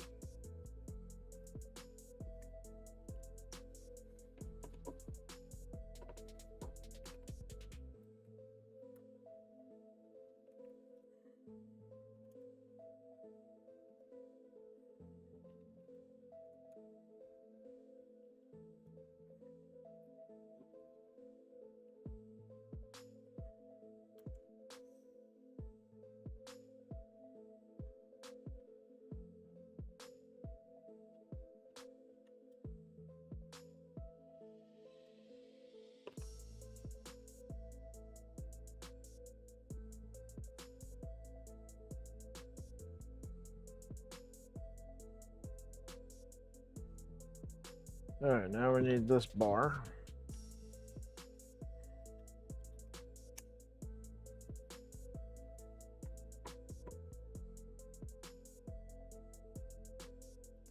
This lines up slightly better than the other one.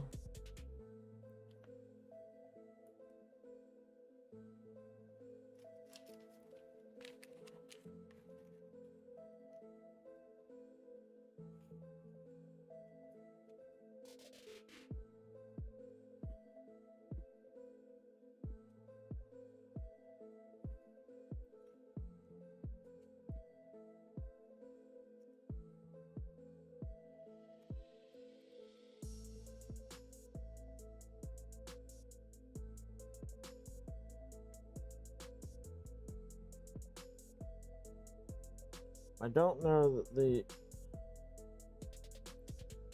that all of the parts for this printer were designed and tested in ABS. I wonder if some of the stuff wasn't tested in PLA.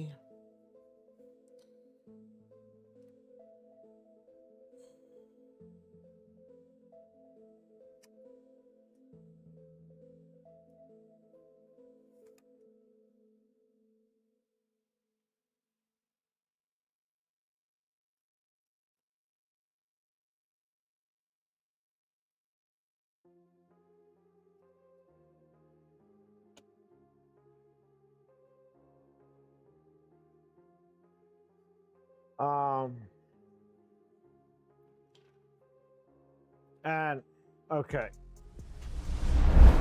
so controversial take for the day. I know that a lot of people, and there are a lot of different things out there to calibrate your printer, where you print a thing, then you measure said thing, and then you adjust your rotation distances and stuff like that to make your printer print thing accurately dimensional. That's not how you go about a CNC. Okay? You always want your printer, when you tell it to move 20 millimeters, to move a true 20 millimeters.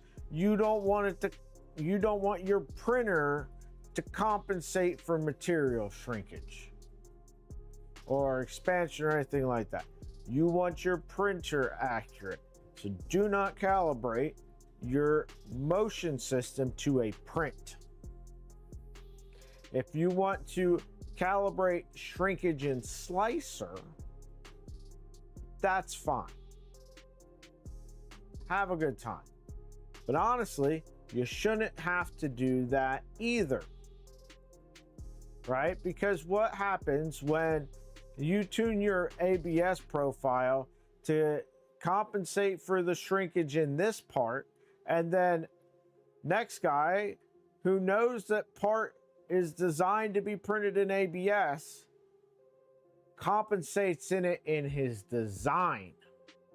Now all of a sudden, that part's too big. So you want everything to be true and compensate on a design level for the material. Hot take of the day.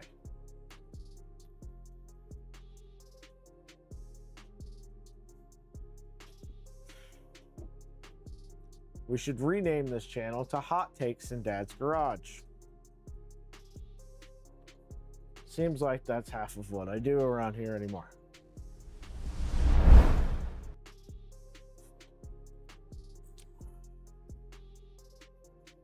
All right, guys.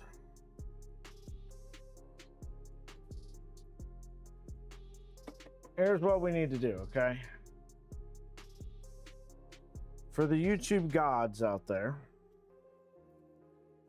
I need y'all to just tell me what you're going to make for dinner tonight, because we need to drive up the engagement in chat, right?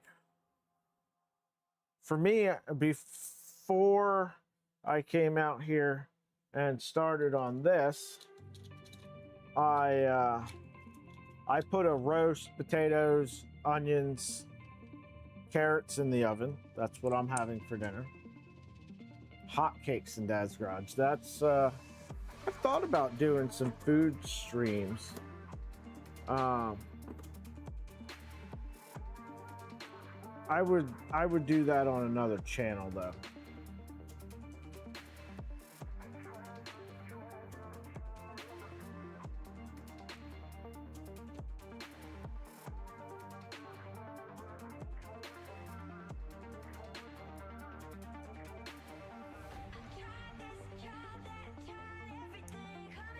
Sweet Italian chicken. I've never had that.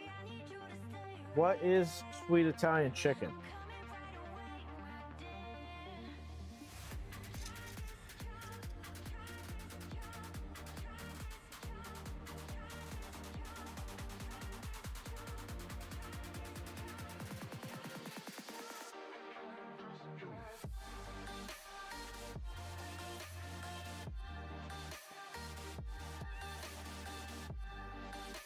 Well, Mike, maybe you can get some ideas from other folks in chat here.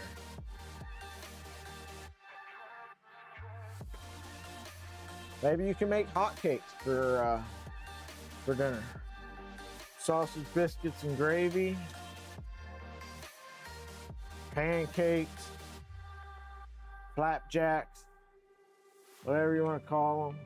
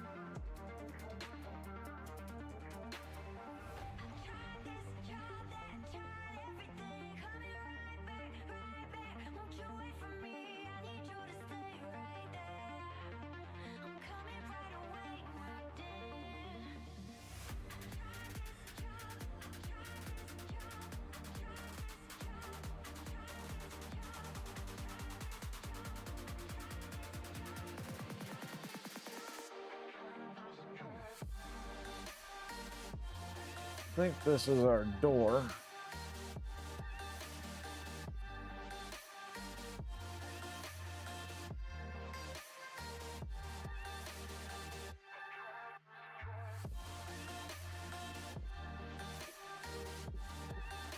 Chicken sausage, chicken breast marinated in brown sugar and Italian dressing. Ooh.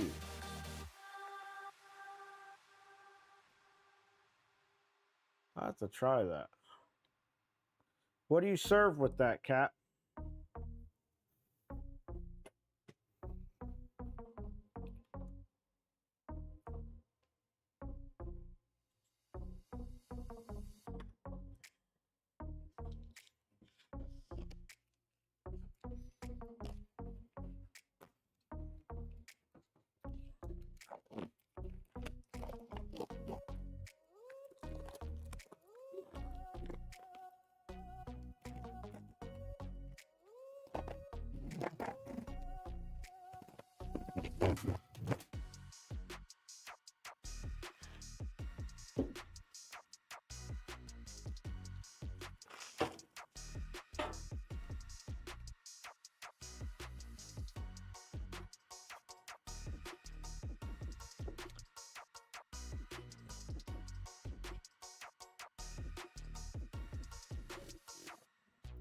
Jeff, what'd you guys have for dinner last night?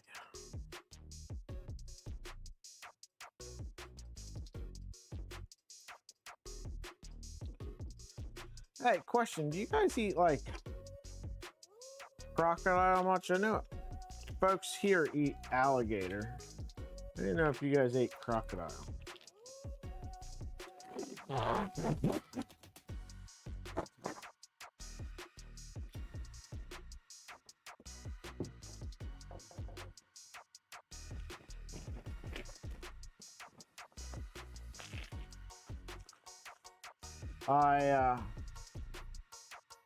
Also here they shorten alligator to gators. There they shorten crocodiles to crocs. Do you guys get confused between crocs as in the crocodile and crocs as in the ridiculous footwear?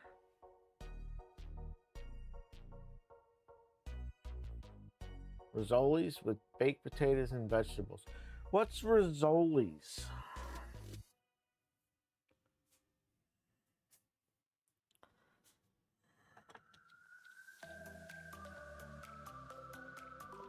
Okay, so it looks like this is going to go here with this on the outside.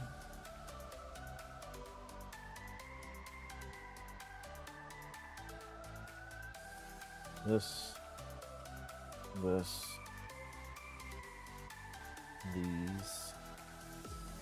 these, that.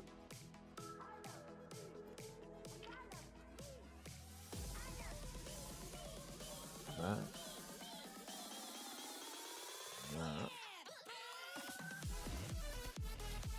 Anybody know what these two pieces are for? So this thing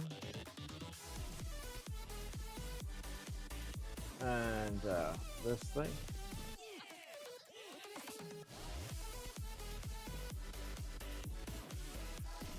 I didn't know that you guys ate kangaroo.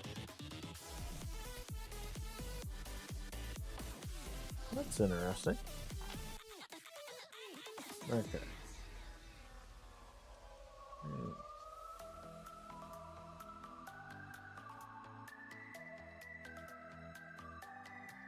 These look like they kind of go together or go around something.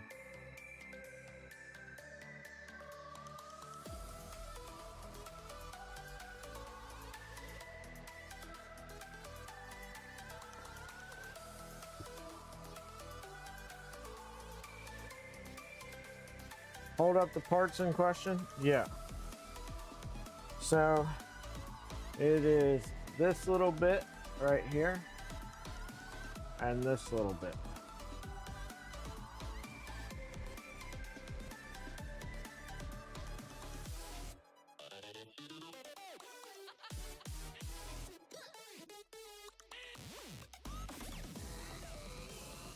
Yeah, there's no linear rails on this. It's all rods.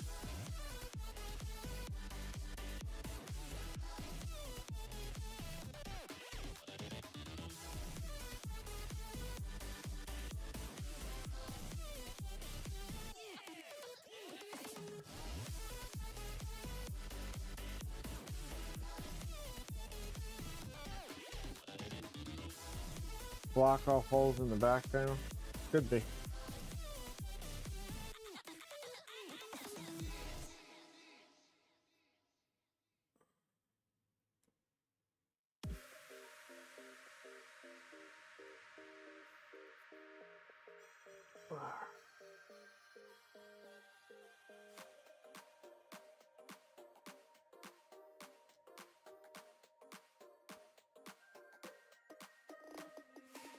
Inside lane, missing exit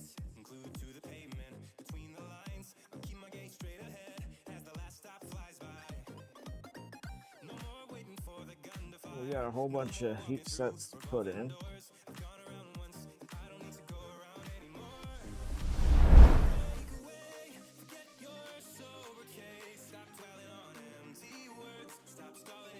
Just dropped a whole bunch of heat sets.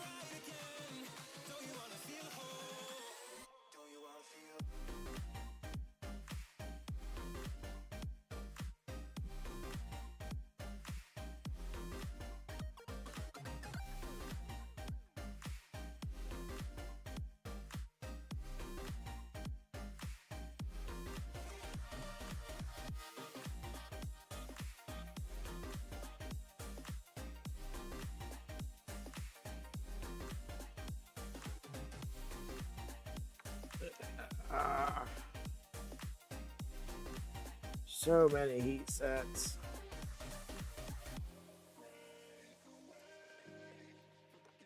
Such riveting content.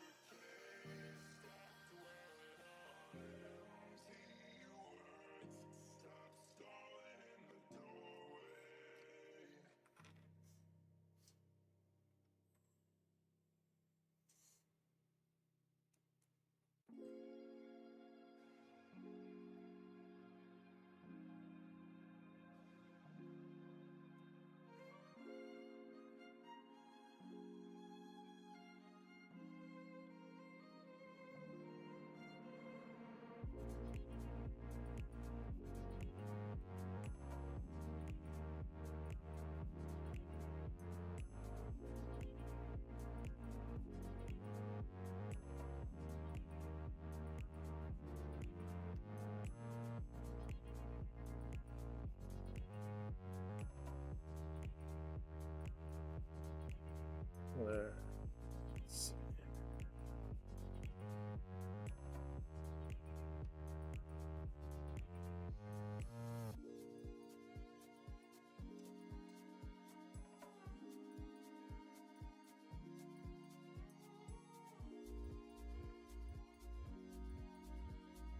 Oh, look.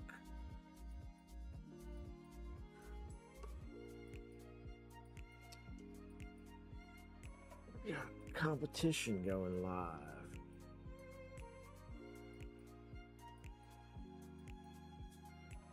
Go to, how's it going, bud?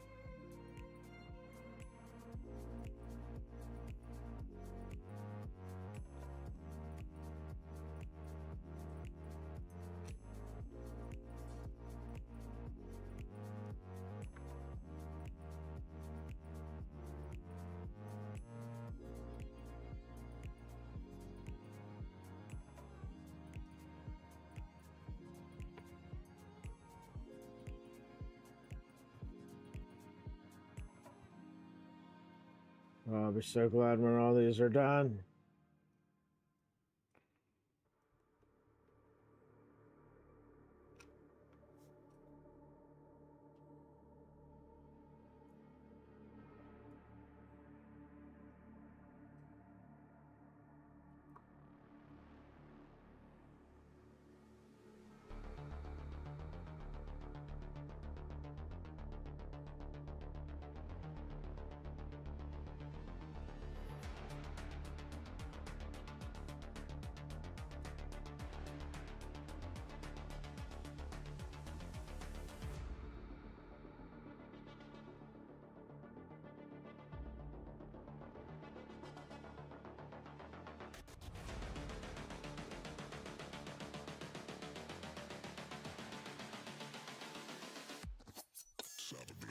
All right. Heat sets. I think they're done now. All right. So on that side goes hinges.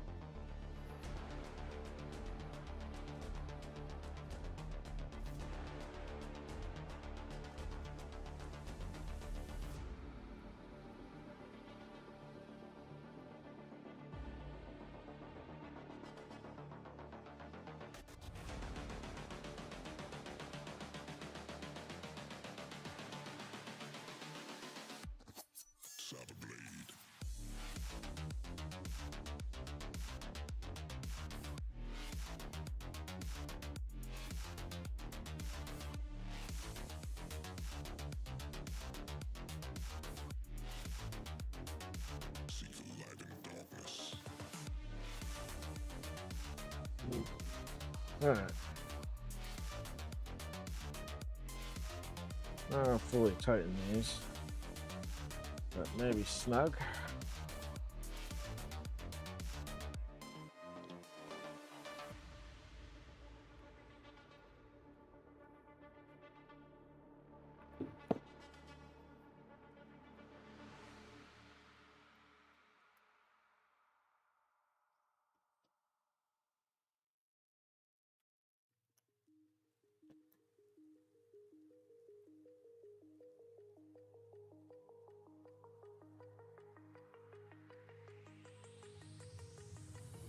Do you remember how you held me then? Now you've got me reaching out.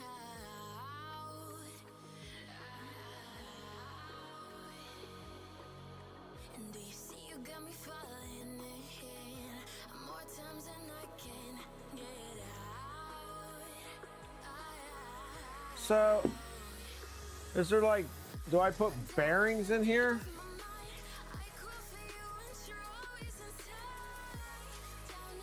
Is it bearings that get put into here or something?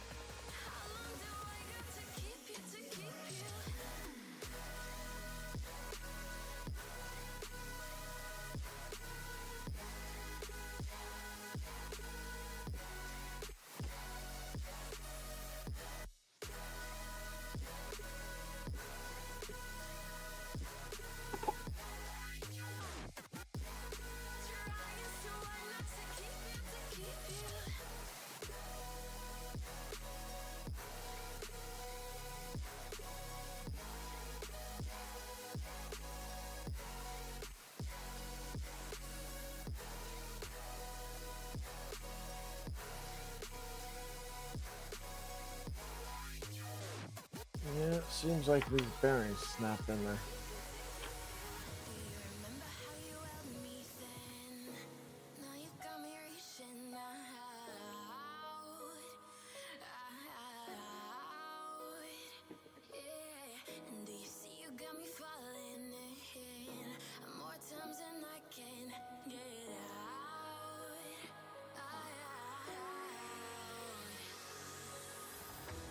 Down in the deep of my mind, I call for you and you're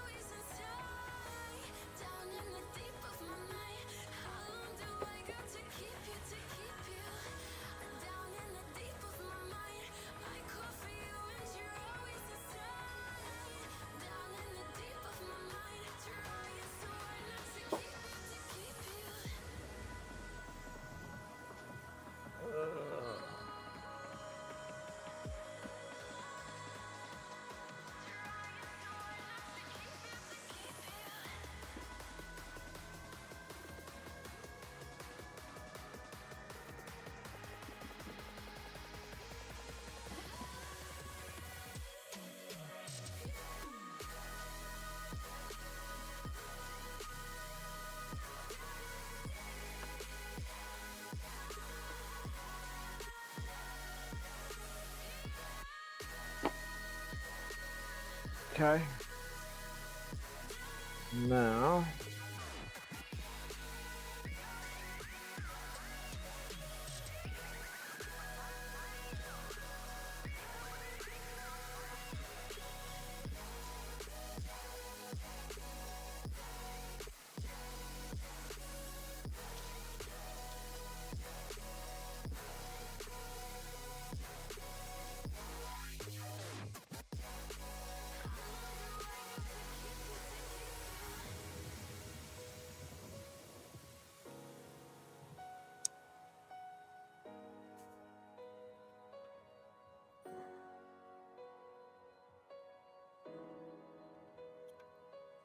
How long do I gotta keep you?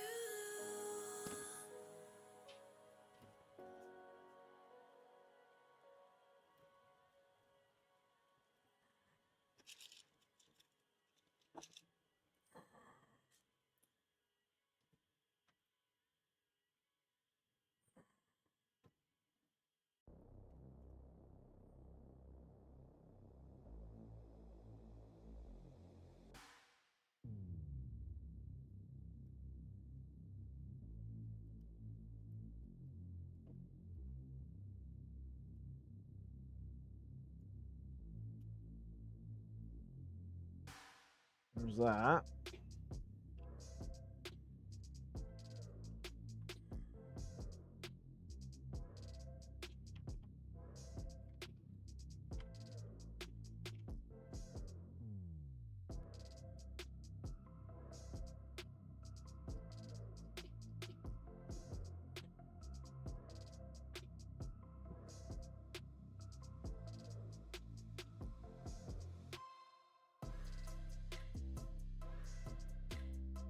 Kind of cool that the hinges use bearings.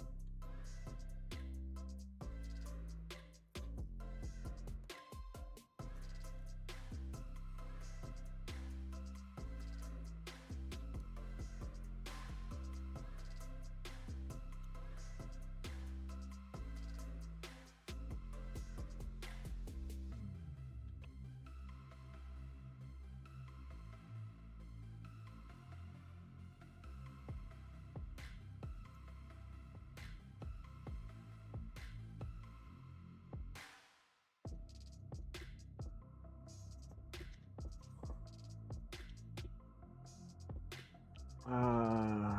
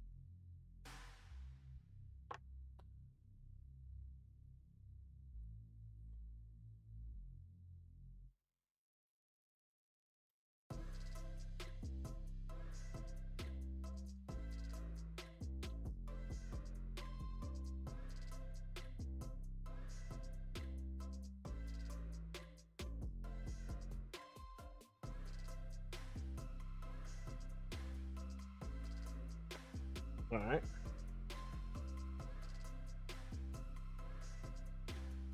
What goes up here?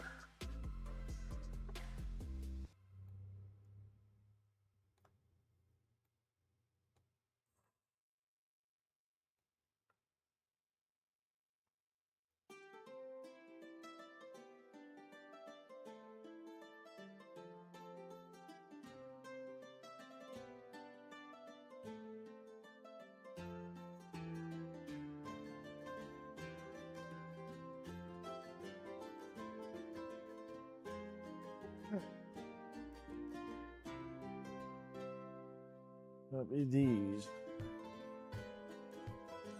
And then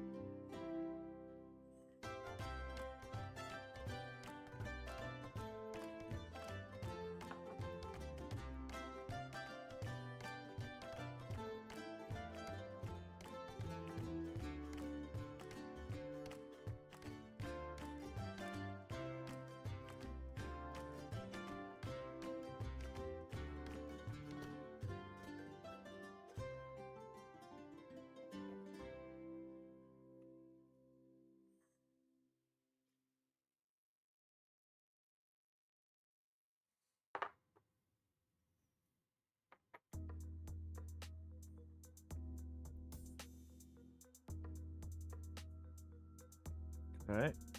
Seems about right. Trying to figure out how all these magnets line up.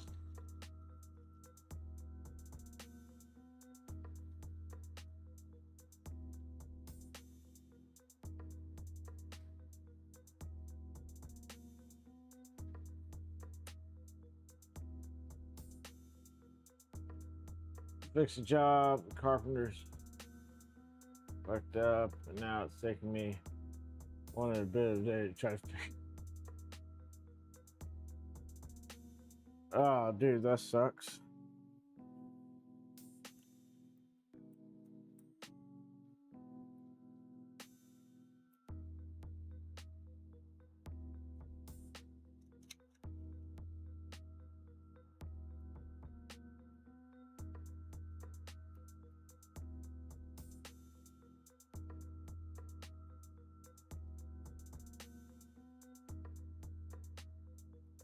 All right. I guess let me just bust out fucking.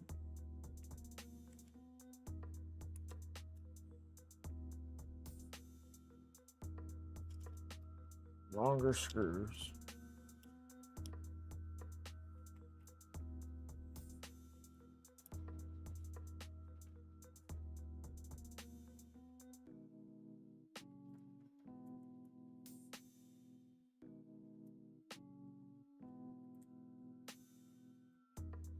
Yeah, I need 10s.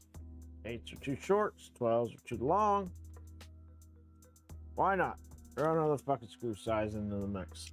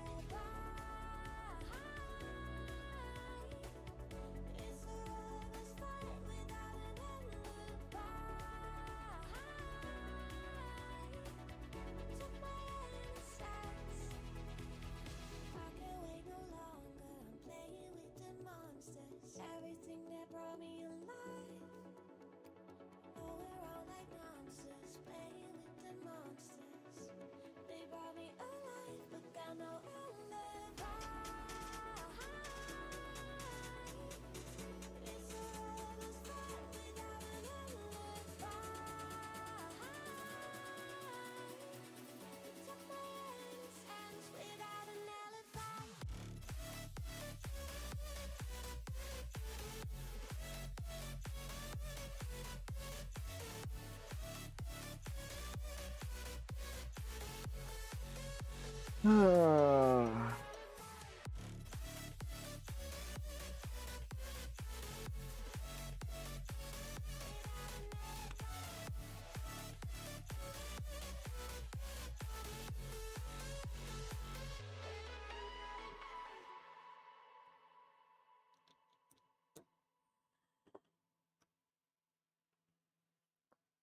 then two of these hinges have notches in the back of them, which I'm assuming are the ones over here for the stuff to pivot in for the latch.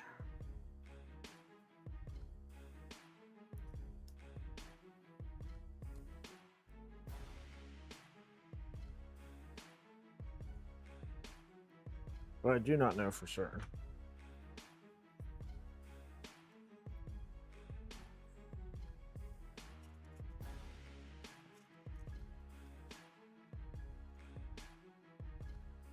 Yeah. Two of these have these notches in the back of them. Yeah, home stretch. My back is killing me.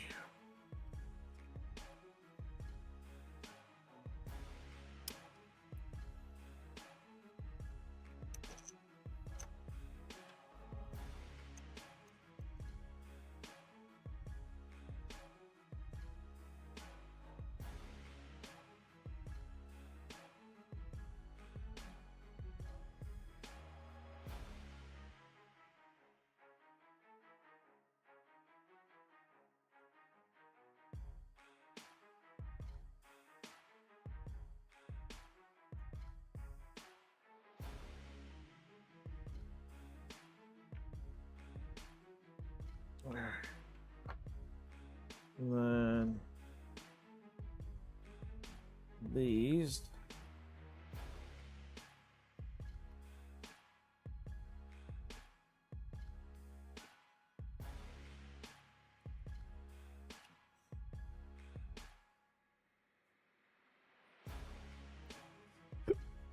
All right, I guess we need two more heat sets.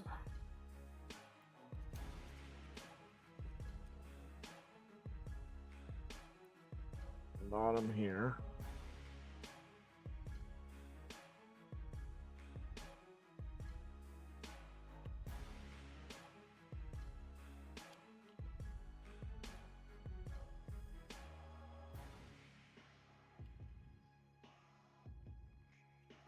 Yeah.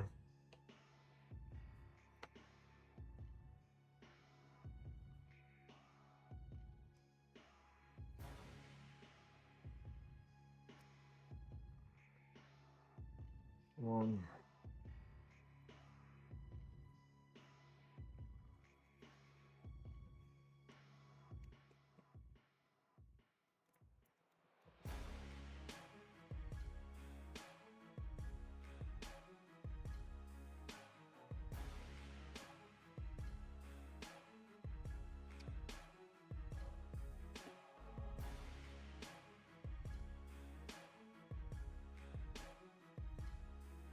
What size does this take?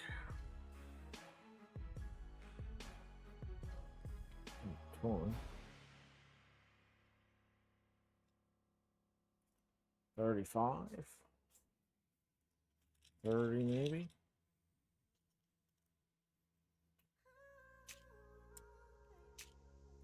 Nope. Throw in another size.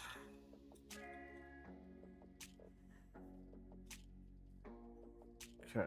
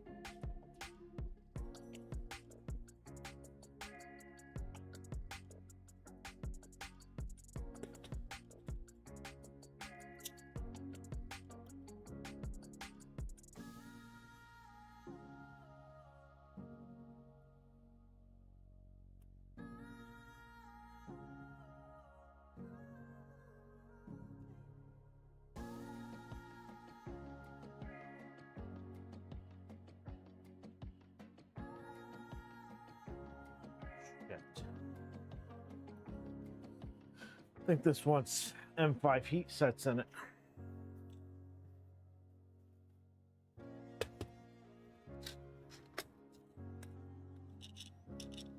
Two, three, 4, 9, 10. Hopefully I have enough. Gotta wait for that to cool down.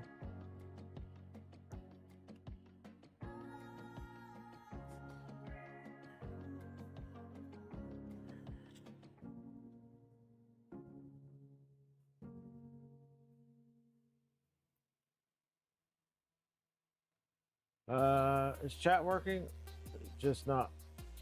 I see home stretch here, and then is chat working?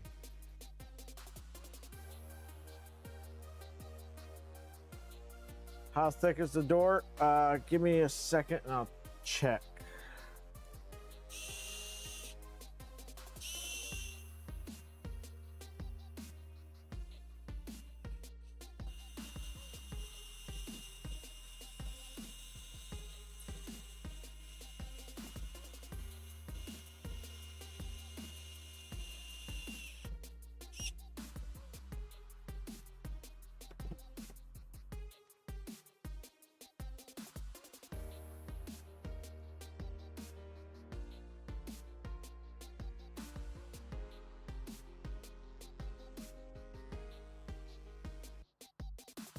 I think these are 4mm panels.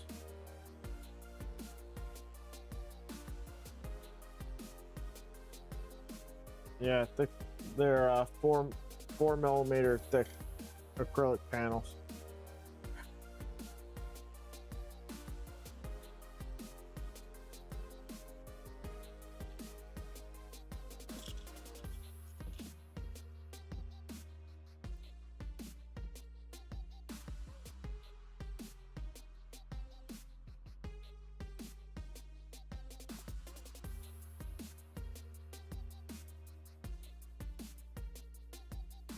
All right.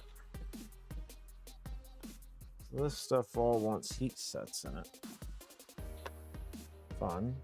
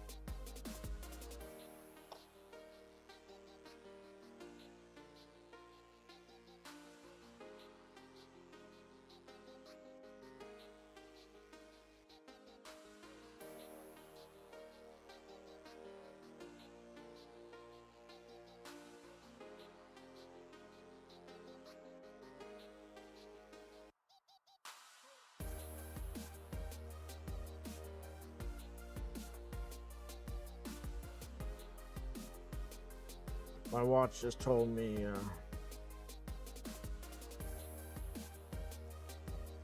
I needed to stand up, which is fucking hilarious, watch, because I've been standing for hours.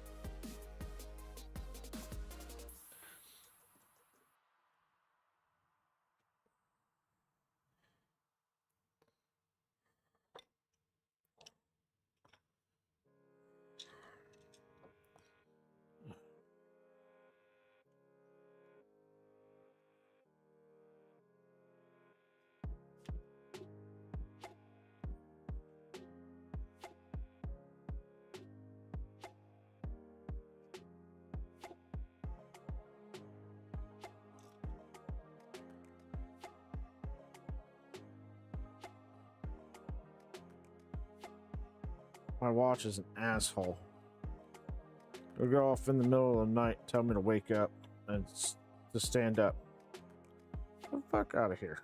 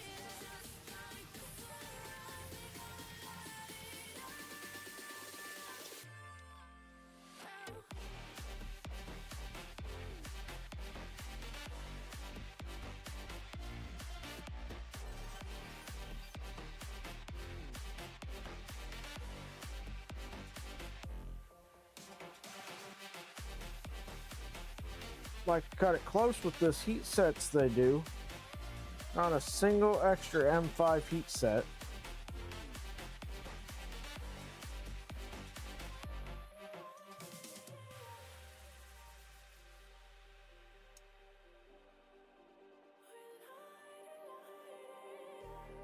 Just like a spark that's breaking out.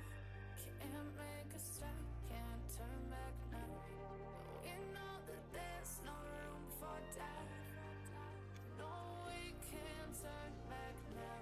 I see danger in your eyes. They know we'll burn down the night. Coming just like the sunrise. You know that we gonna light it up. Tonight, we gonna light it up, babe. Tonight, we gonna light it up just like the sunrise. All right, heat sets are in.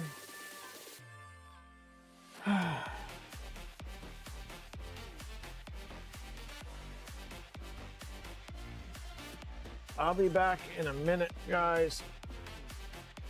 I am going to go use the restroom. Stand by.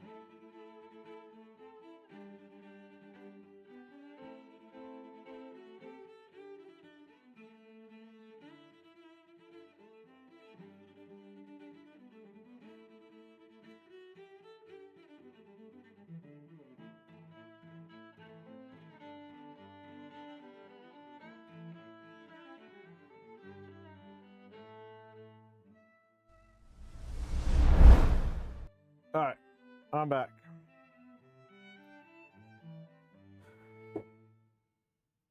Now, flip this over.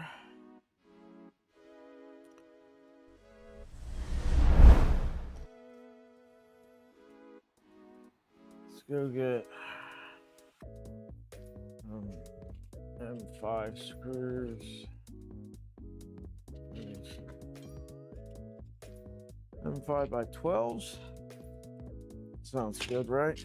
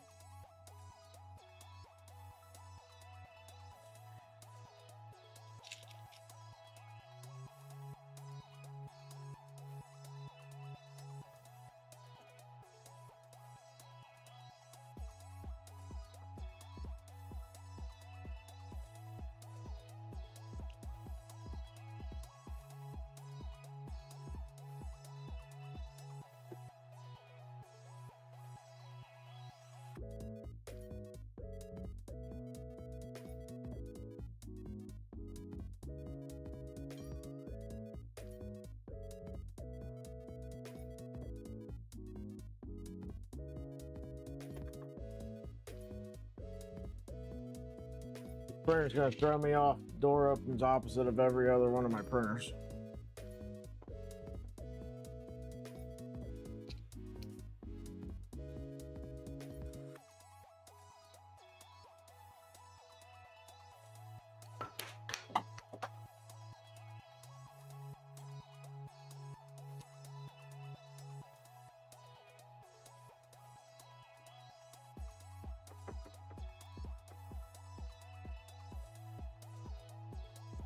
Okay.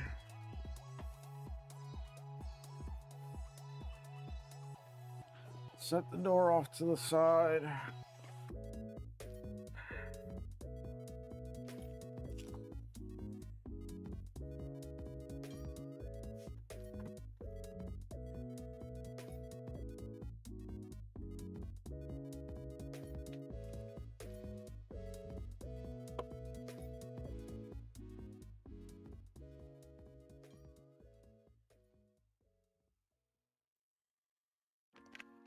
We're gonna put some bearings in.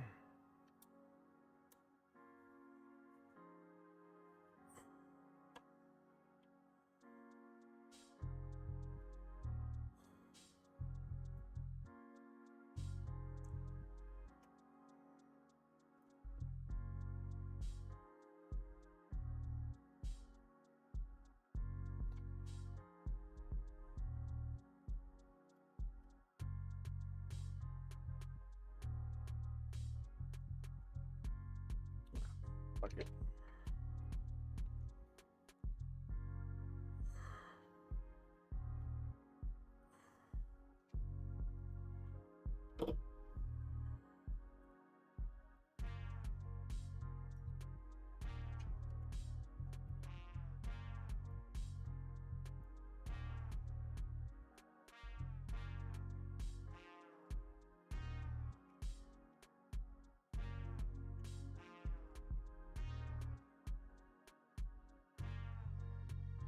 All right.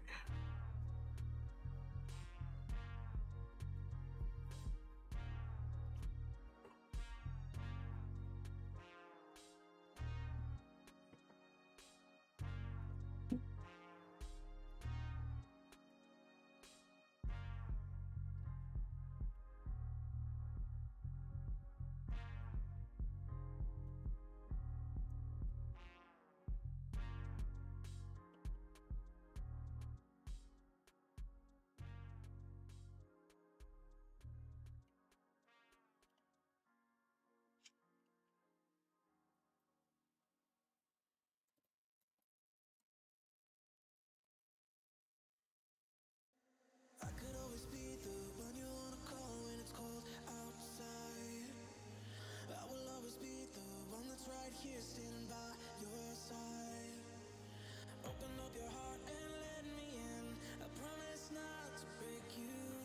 I promise I'll be all that you want. So let me in my heart before. Let me in. Oh, your love explodes. Our heart implodes. Your love explodes. Our hearts implode.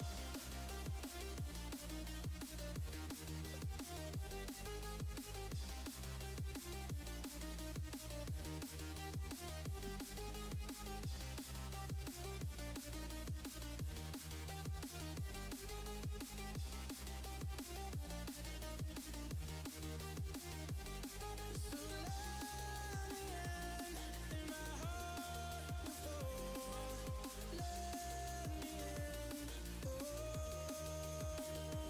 your love explodes. Our hearts implodes. Your love explodes. Our hearts implode.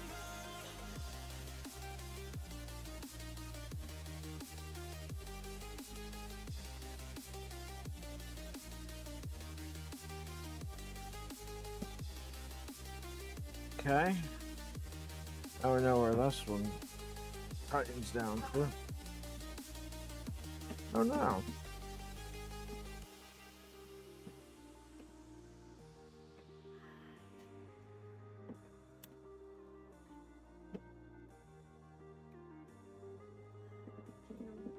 What?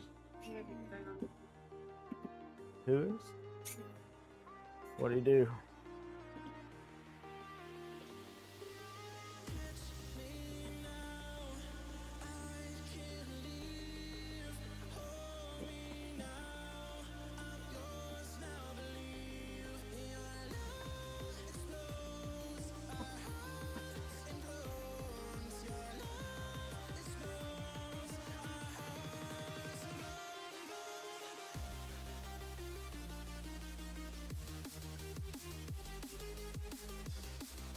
Wondering if I can snug these up enough that they kind of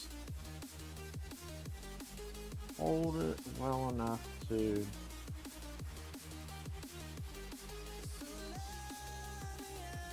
hold it, but let it slide.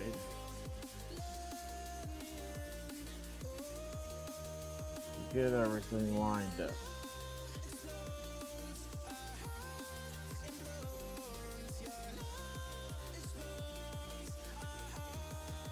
Okay.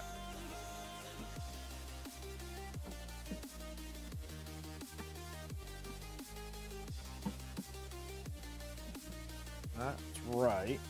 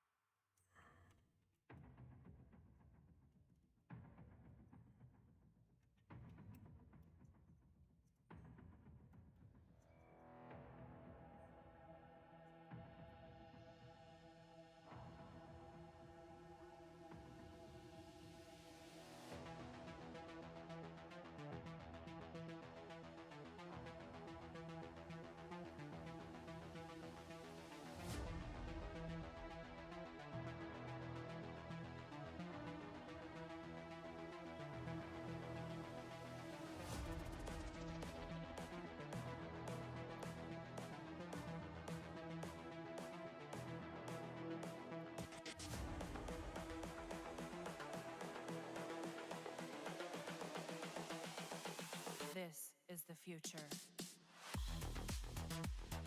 All right, there we go. I think we're in good shape now. Evolution. Love it, love it, love it.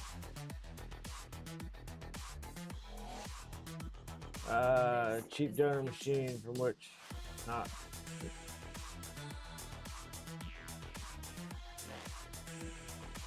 Yeah, I mean it's fucking awesome. Like I said, we got the clipper screen going, so this is the only thing we got left on it. How does the PTFE tube get routed on this? Anybody watch David's streams? You can tell me where the PTFE tube's supposed to go on this?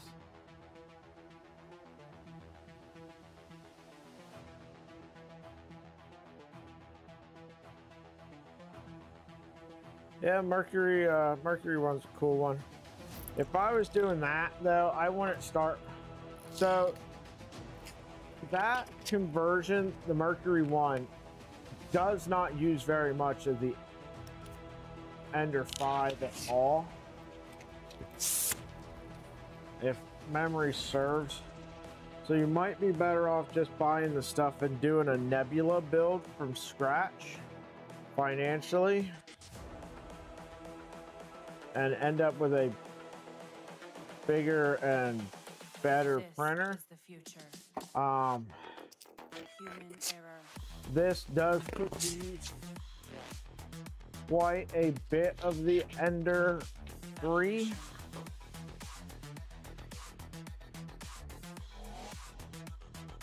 This is the future.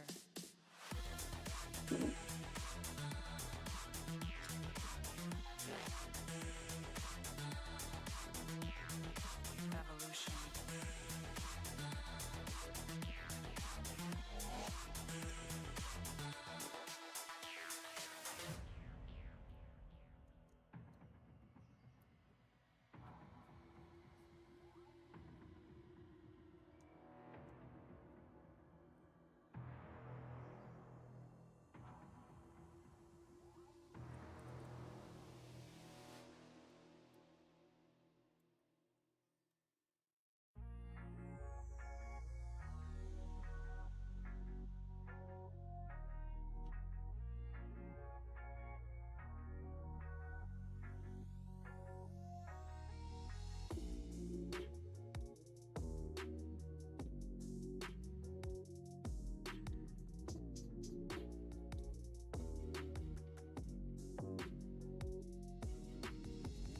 You mean define better as far as the Mercury kits? So much. It's a taller printer, as I understand it. And you're starting out with better components. It is much more expensive depending on how much you have to pay for your Ender 5 kit. But it probably makes more sense if you have an Ender 5 already. Most of these conversions really only make sense if you have one of those printers that is the donor laying around. And the more and more you do with building it out,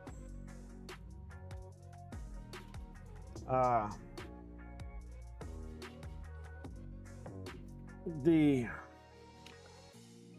less it makes financial sense.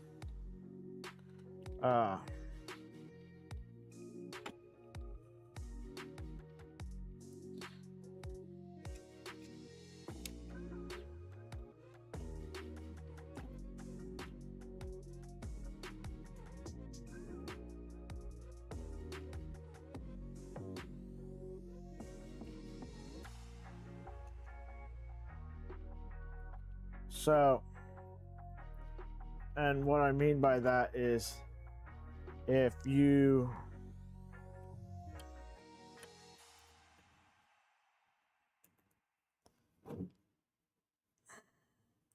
let's say you're building this, right? If you're like, okay, I've got an Ender 3v2, I want to do this conversion, I'm going to buy the conversion kit off of AliExpress for $300. That makes sense. If you're like, I'm going to buy the Ender 3 and, you know, pay $80 for it, and I'm going to buy the kit for another $300 or $400 with the enclosure, and I'm going to buy a CNC bed, CNC bed carriage. I'm going to replace the stepper motors with something better. I'm going to, like, at some point you reach the point where it's like, oh, I could have just built a Trident. Right? So you got to be very careful. Most of the time, what I tell people when they're looking at doing conversions, right, is before you start buying the stuff, watch some content on it, figure out how much above and beyond the stock setup you're wanting to do, and then take everything that you're going to buy, add it to the cart, figure out what shipping is, figure out what you're going to spend, write that dollar figure down, and then say, okay, am I spending as much or more on this than I would on a 2.4 or a Trident, or if you're doing an Ender wire conversion, am I spending as much as it would cost me just to do a switch wire build?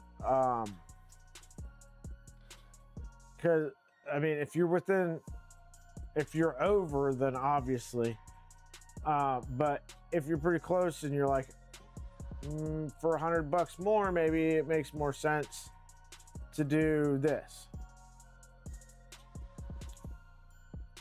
Yeah, and also calculate filament in, because this takes way more filament to build and to print to build than a Voron does, right? So take that stuff into consideration too. And maybe it's not a Voron. Maybe you're, you know, like you're looking and you're like, oh crap, I could buy a P2S with an AMS system for what I'm going to spend on this. You know, whatever. Like, don't start pulling the trigger on it until you know that the price tag on it is worth it for you. Maybe it's still worth it to you to do it even if it costs a little bit more or the same, because you just want to do the project, and that's fine too. But go into these things with both eyes open.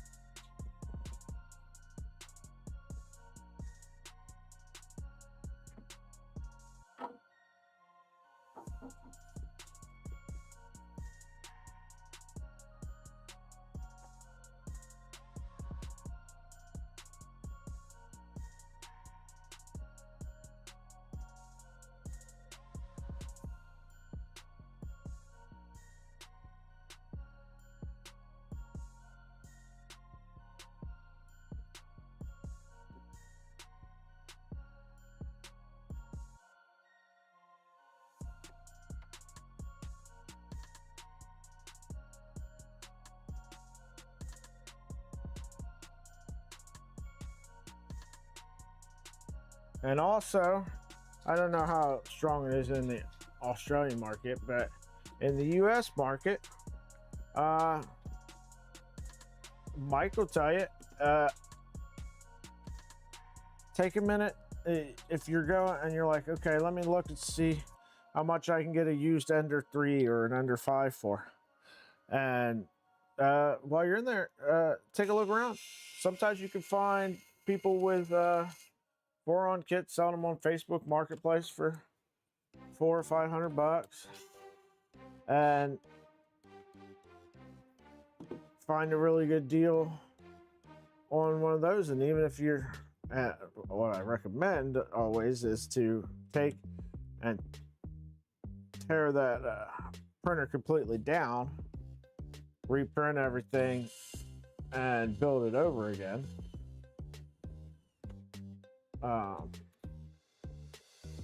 Because you don't know what somebody used to print it, how good they are at printing stuff. Okay, seriously, where does the PTFE tube supposed to come out on this thing?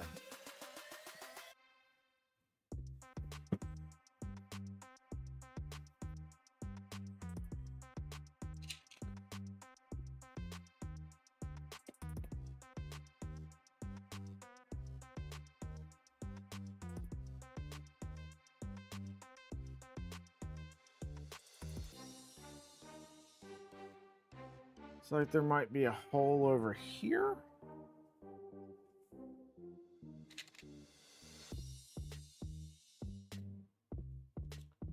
There's no spool holder. There's no place to...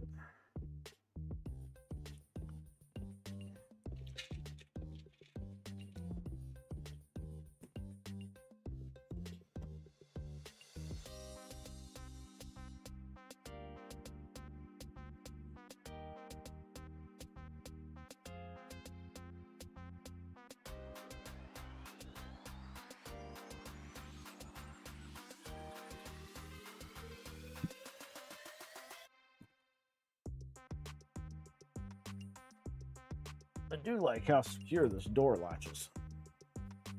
That's nice.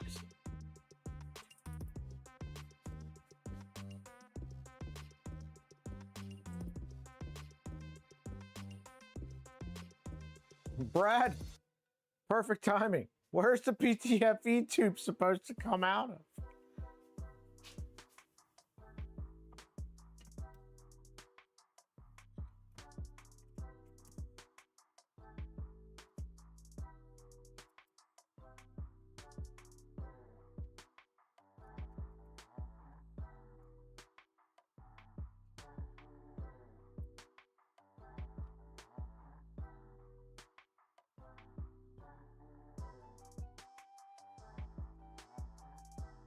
Oh, wait, is that what these holes are for? Is that where it comes out of, these corners?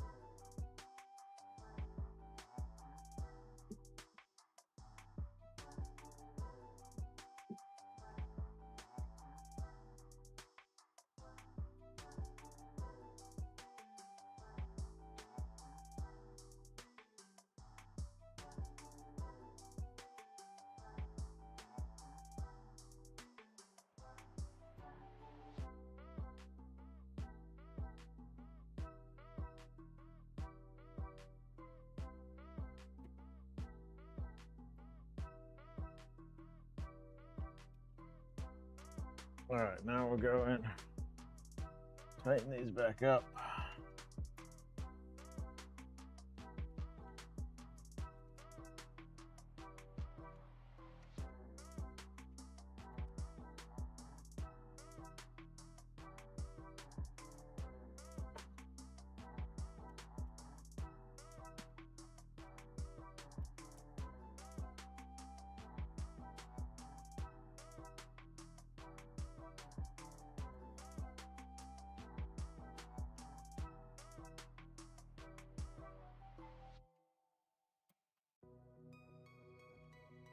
So, is there a spool holder for this that I missed somewhere?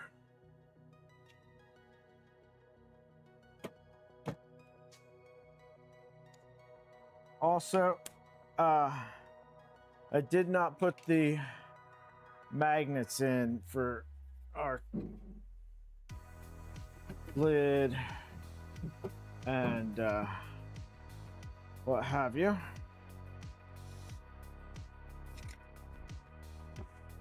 But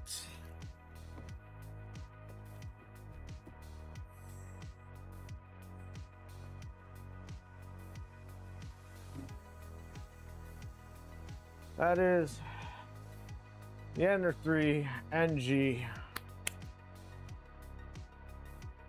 done. I'll throw magnets in it at some point.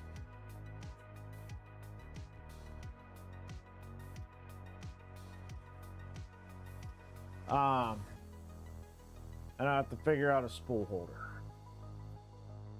So I'm not seeing an obvious place where a spool holder is supposed to go for me to have even forgotten one.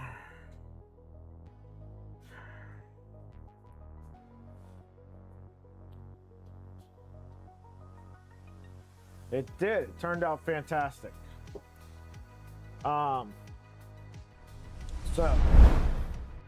on that note, thank you again to everybody that made this possible, right? So Polymaker for sponsoring the filament,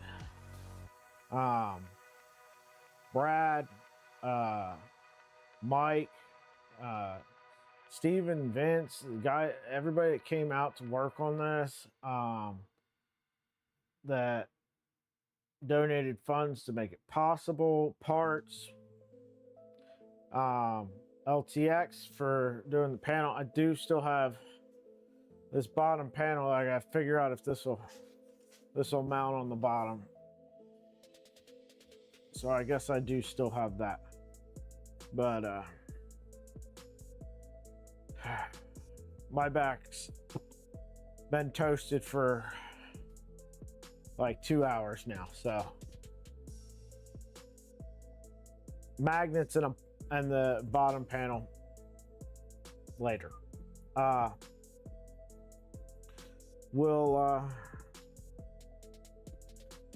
Maybe we'll do a print and chill stream later on this week. Thursday, perhaps Thursday morning. We haven't done one of the ones where people can just drop in and hang out and chat if they want. Maybe we'll do that on Thursday. Print and chill and just hang out with the community a bit. And then we got to get that thing sitting behind me going. That's going to be quite the undertaking. There's a lot of stuff that I've got to learn in that process. So, yeah, if you haven't already, make sure to hit the like button. Again, raising money for a trip to Rocky Mountain. Pretty damn close on the airline tickets. So just need a bit more for airline tickets and for like money to buy lunch and dinner, you know. Outside of that, guys, have a great day. We'll see you back here later this week.